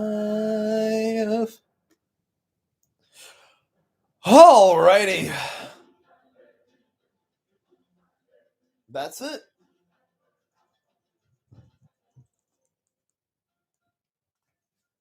That was it. That was the Lion King review. The live Lion King review. That's it. Oh man. Obviously, I know there's like no way. There's nothing I can say about the Lion King that's been said a million times already. But this film, it's my favorite animated movie of all time. Like I said, Mulan's a close second. And but yeah, like I'd say I've considered like this October when my YouTube channel turns 11 years old. I'm getting another top 9 week. I'll do 2 top 9 weeks on an annual basis. One at the start of January for like the top 9 movies of 2024 and shit.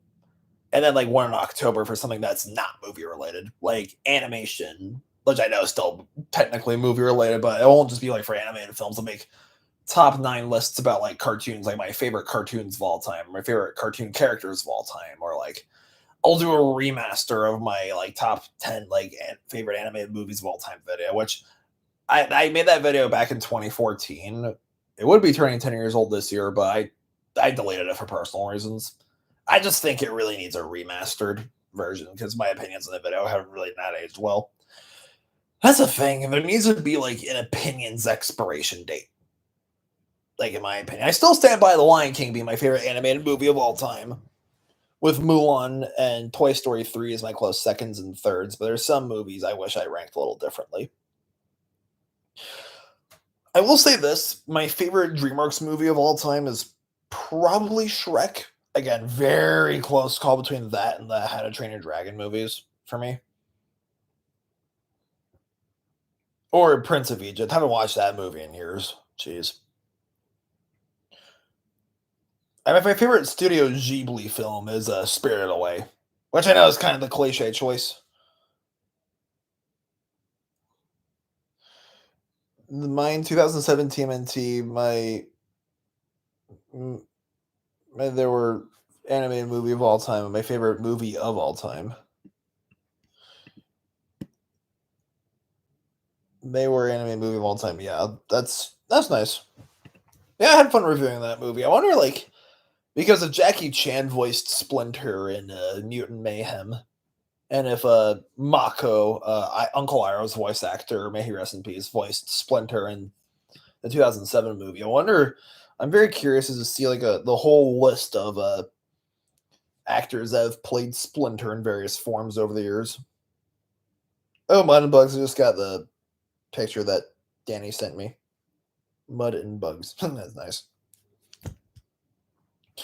But yeah, I'm curious to see like who they'll get to voice Master Splinter in the upcoming like Last Ronin movie. What about favorite Sony animation film? Oh, probably Across the Spider Verse. Yeah, the I can't believe it. It's been over a year since that movie was released. A year ago, I was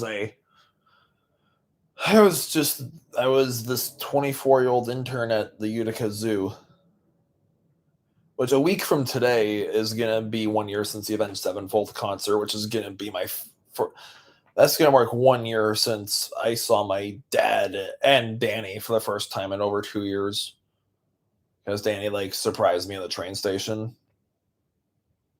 If you're still in the chat, Cloudy with a Chance and Meatballs. Is that your favorite? Wait, is we've seen that movie before? That was actually my 11th birthday party. Was seeing Cloudy with a Chance and Meatballs. Is that from Sony? I think it is.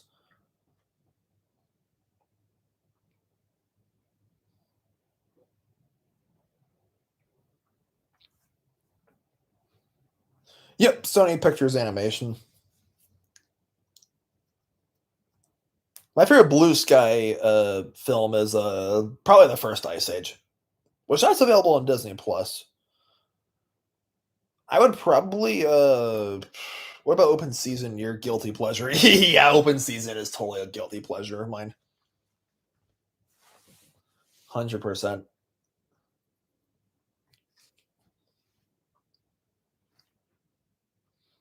My favorite stop motion film. Dang. I know that Laika is coming out with a new movie next year, which I like. 2019 was the year I promised myself. Spies in Disguise from Blue Sky. Yeah, that movie was pretty good. Danny and I saw that with Shane and Daniel back in 2019. Uh, excuse me.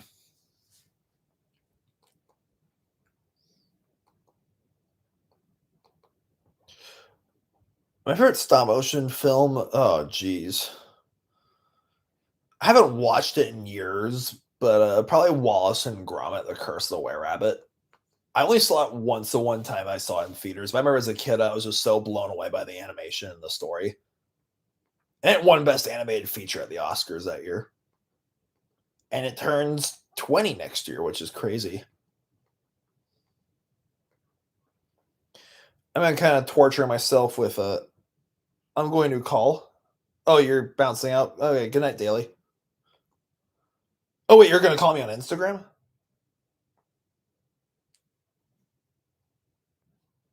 Or no, I'm sorry, am I misunderstanding something? Lee. In 2005, I saw Blue Sky's second film, Robots in theaters. Oh, nice. Yeah, I remember watching like bits and pieces of that movie when we were kids, Danny, but I haven't like watched it in its entirety.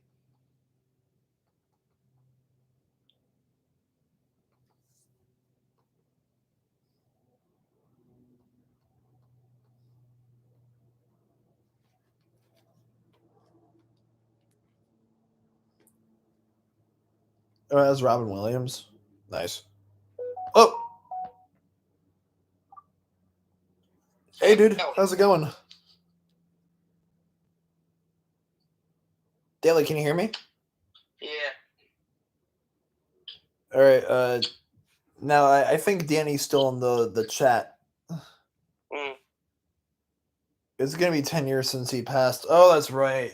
This summer, it's gonna be 10 years since Robin Williams took his own life. Oh yeah. Yeah. Ah, I did say that the one movie that I have on my shelf when I was showing my movies on Daily Reacts Production was the last movie he worked on, which was Night of the Museum 3.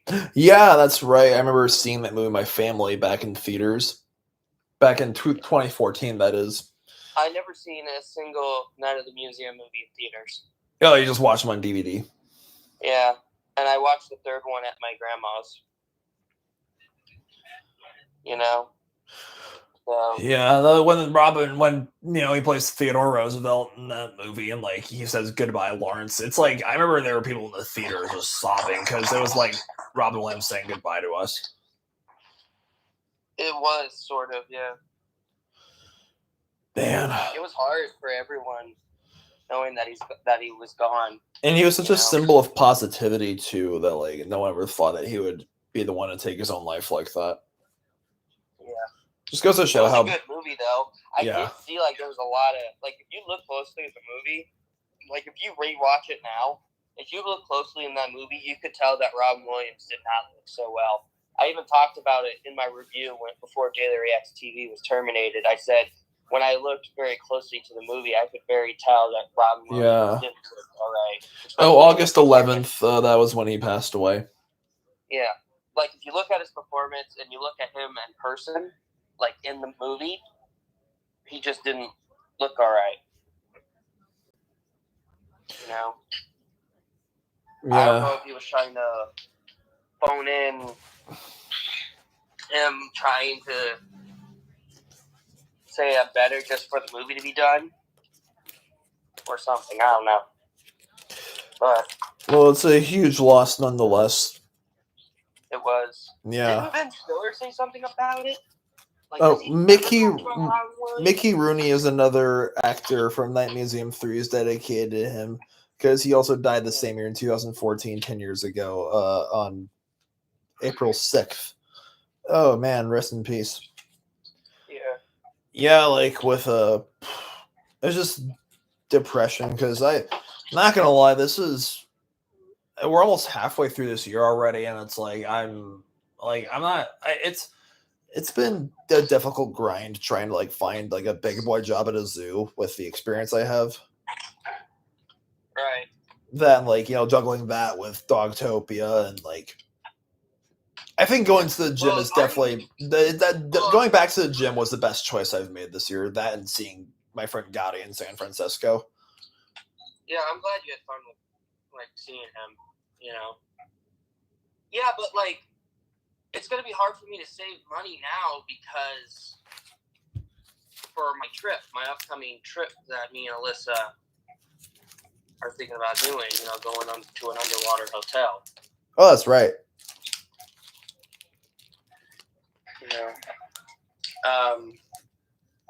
So that's the most difficult part. But also, what I spent my money on, what I got. So, those of you guys who are you still streaming? Yeah. All right. So those of you guys who don't know, I'm a big fan of the TMNT franchise. I've been a fan since I was a kid. My mom showed me the 1990s movies. I grew up with the 2012 show. Even though TV being here, never watched it. And I still haven't watched the 2003 series. There, see, we're even. I've watched the 2003 series. You watched the 2012 series. Yeah. So I made a deal with him. I actually made a deal with him, believe it or not. If I start watching the 2003 TMNT, he needs to start watching the 2012 TMNT. And yes, you do have to finish it. It's on Amazon, right? I believe so. I'll look it up in a sec. I'm actually looking up the complete series that I bought from Walmart, from the nearest Walmart where I live, because I got the 2003 complete series for at least a decent price. Nice. That's good to hear. And it's going to be here on Saturday. Nice. Yeah, Danny is in the chat. He says, Daily, I watched every episode of 2012 TMNT during its run on Nickelodeon back in the day. So he watched it, but I didn't. I did at first, but then, the price went up at the Walmart. Yeah, let me look again. Yeah, I got the one that is $47.99. A decent price. Oh, yeah. At the Walmart I lived at. And it has all the episodes in order, including the movie Turtles Forever. Even though I've already had the movie. But, again, we don't talk about the case because the case scene is terrible of Turtles Forever. Yeah.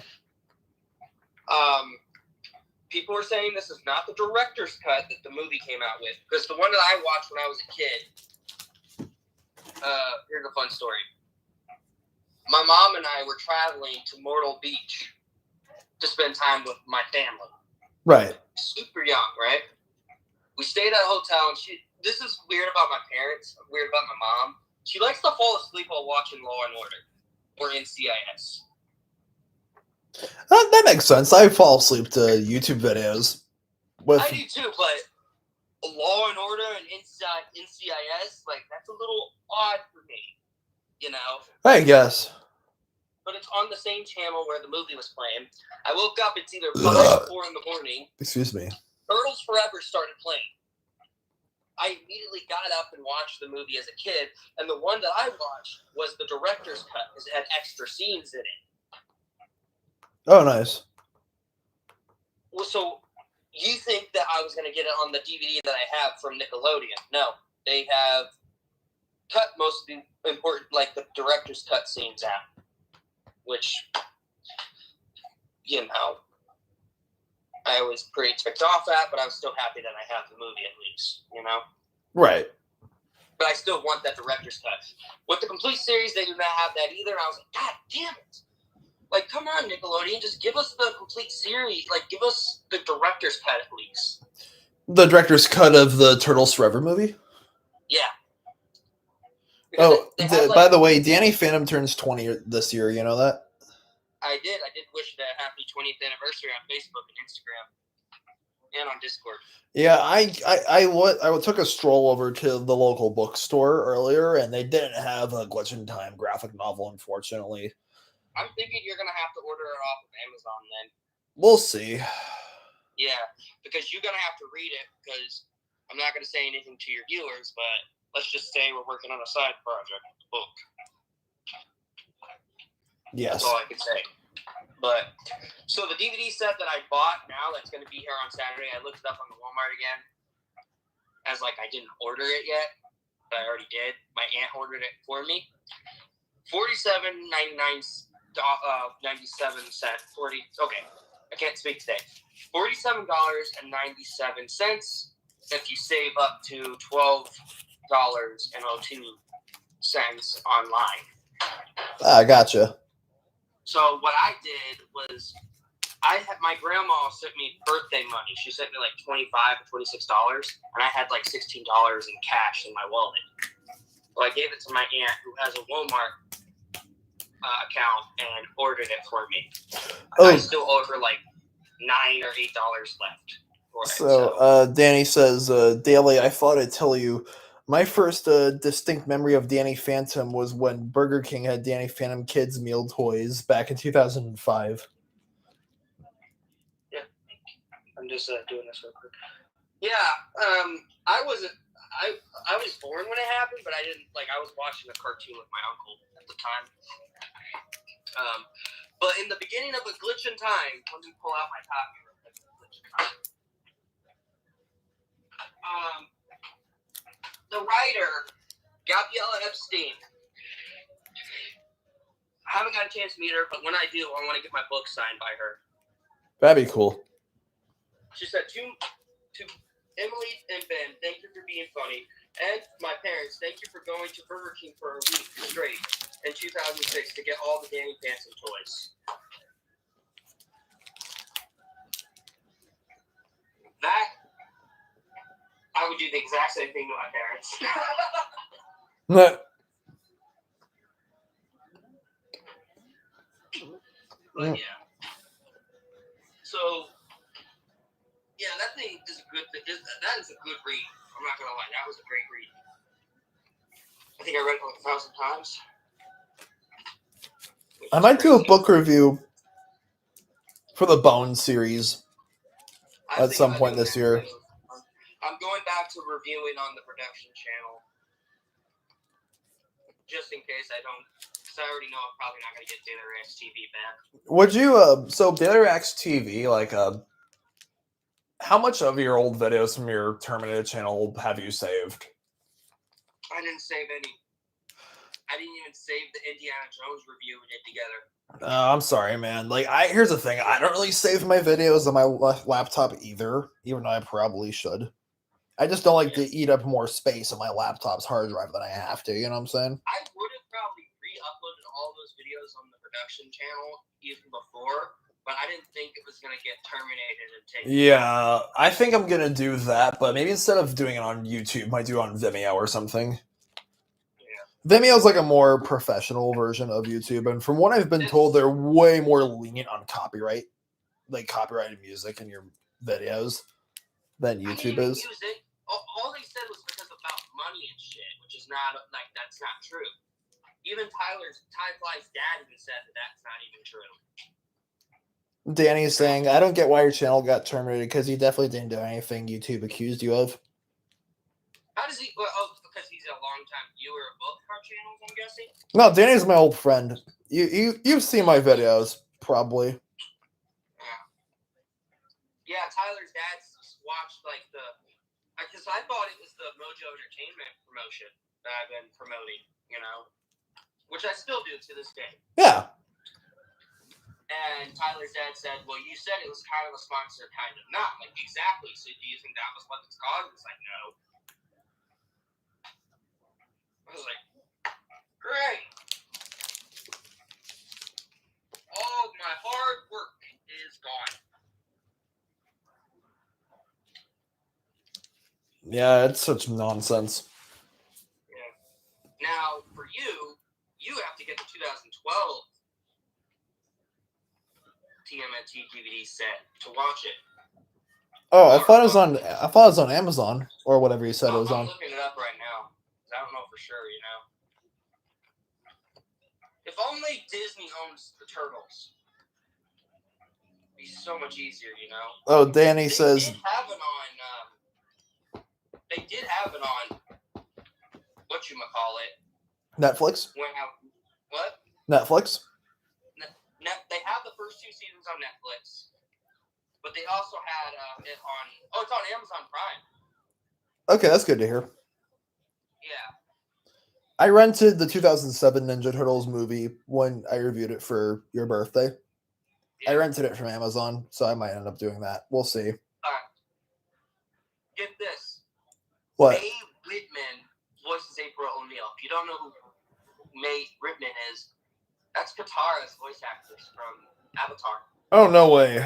No. So she's the voice of April O'Neil. And Josh Peck from Drake and Josh is the voice of Casey Jones. Do you know when the last Ronin movie is coming out? No.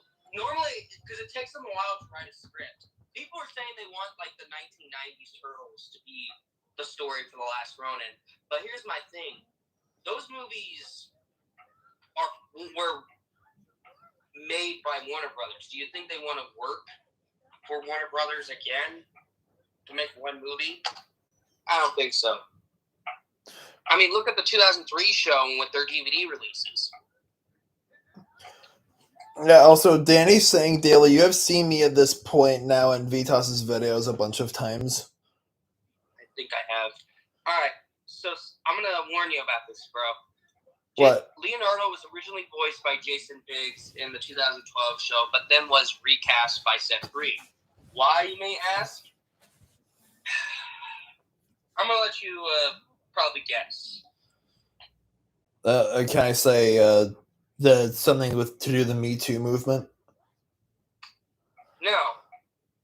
So apparently on Facebook and all of that, he's been cursing and complaining how he feels like Ninja Turtles has been draining him, this, and that. He hated working on Nickelodeon, this, and that. Oh, man. Saying he hated working at TMNT while cursing, even though most of the projects he worked on are not kid-friendly. That's weird. Yeah, but, yeah, so he got fired, so they replaced him with Seth Green, which, in my opinion, Seth Green's a better Leonardo. That's good to hear. Sometimes all you need is to change the pace, like, switch out the lead with someone new. But someone did get, before Jason Biggs was left, he was let go of the second season. Dominic Correct-Bone, who voices Leonardo in the 2012 video game that came out for Xbox 360, which I still have my copy of that game. Believe it or not, I keep my old Turtle games as well. The GameCube I had with the 2003 show, that's the only thing I had of it growing up, even though I never watched a single episode. And the 2012 video game. Danny's saying, you can also find me in Vitas's videos between the years of 2014 and 17 and years in high school. Nice. So yeah, just scroll through like my old videos from 2013 till 2017. Danny's been quite a few of them. Mr. Krabs is Razar in this series. Mr. Krabs is... Sorry, who? Razar, it's a mutant dog that the turtles fight. One of the mutant dogs. But what's funny about this show as well, Nolan North voices Raphael in the 2007 TMNT movie, right? He also voices the Krang in the 2012 show. Oh, no way. And you're wondering how this is funny. Well, there's an episode in the second season where Raph and one of the Krang droids switch bodies. All right. Well, I think the live stream has gone on for it's at 2 hours and 7 minutes. So, and we're not even talking about the Lion. Yeah, now we're not even talking about the Lion King anymore. So, yeah, 9 out of 9 stars. Obviously, it's one of my all-time favorite 10 out of films. 10. 10 out of 10 for me. Yep, very true. All right. All right. I better let you go because I gotta try and put away and finish watching the. Yeah, I need to get ready for bed too. All right. Thanks for tuning in, Daily. You have a good night, man. You too. Alrighty. Thank you guys so much for watching this stream. You guys have a good night and stay beastly. Happy Father's Day.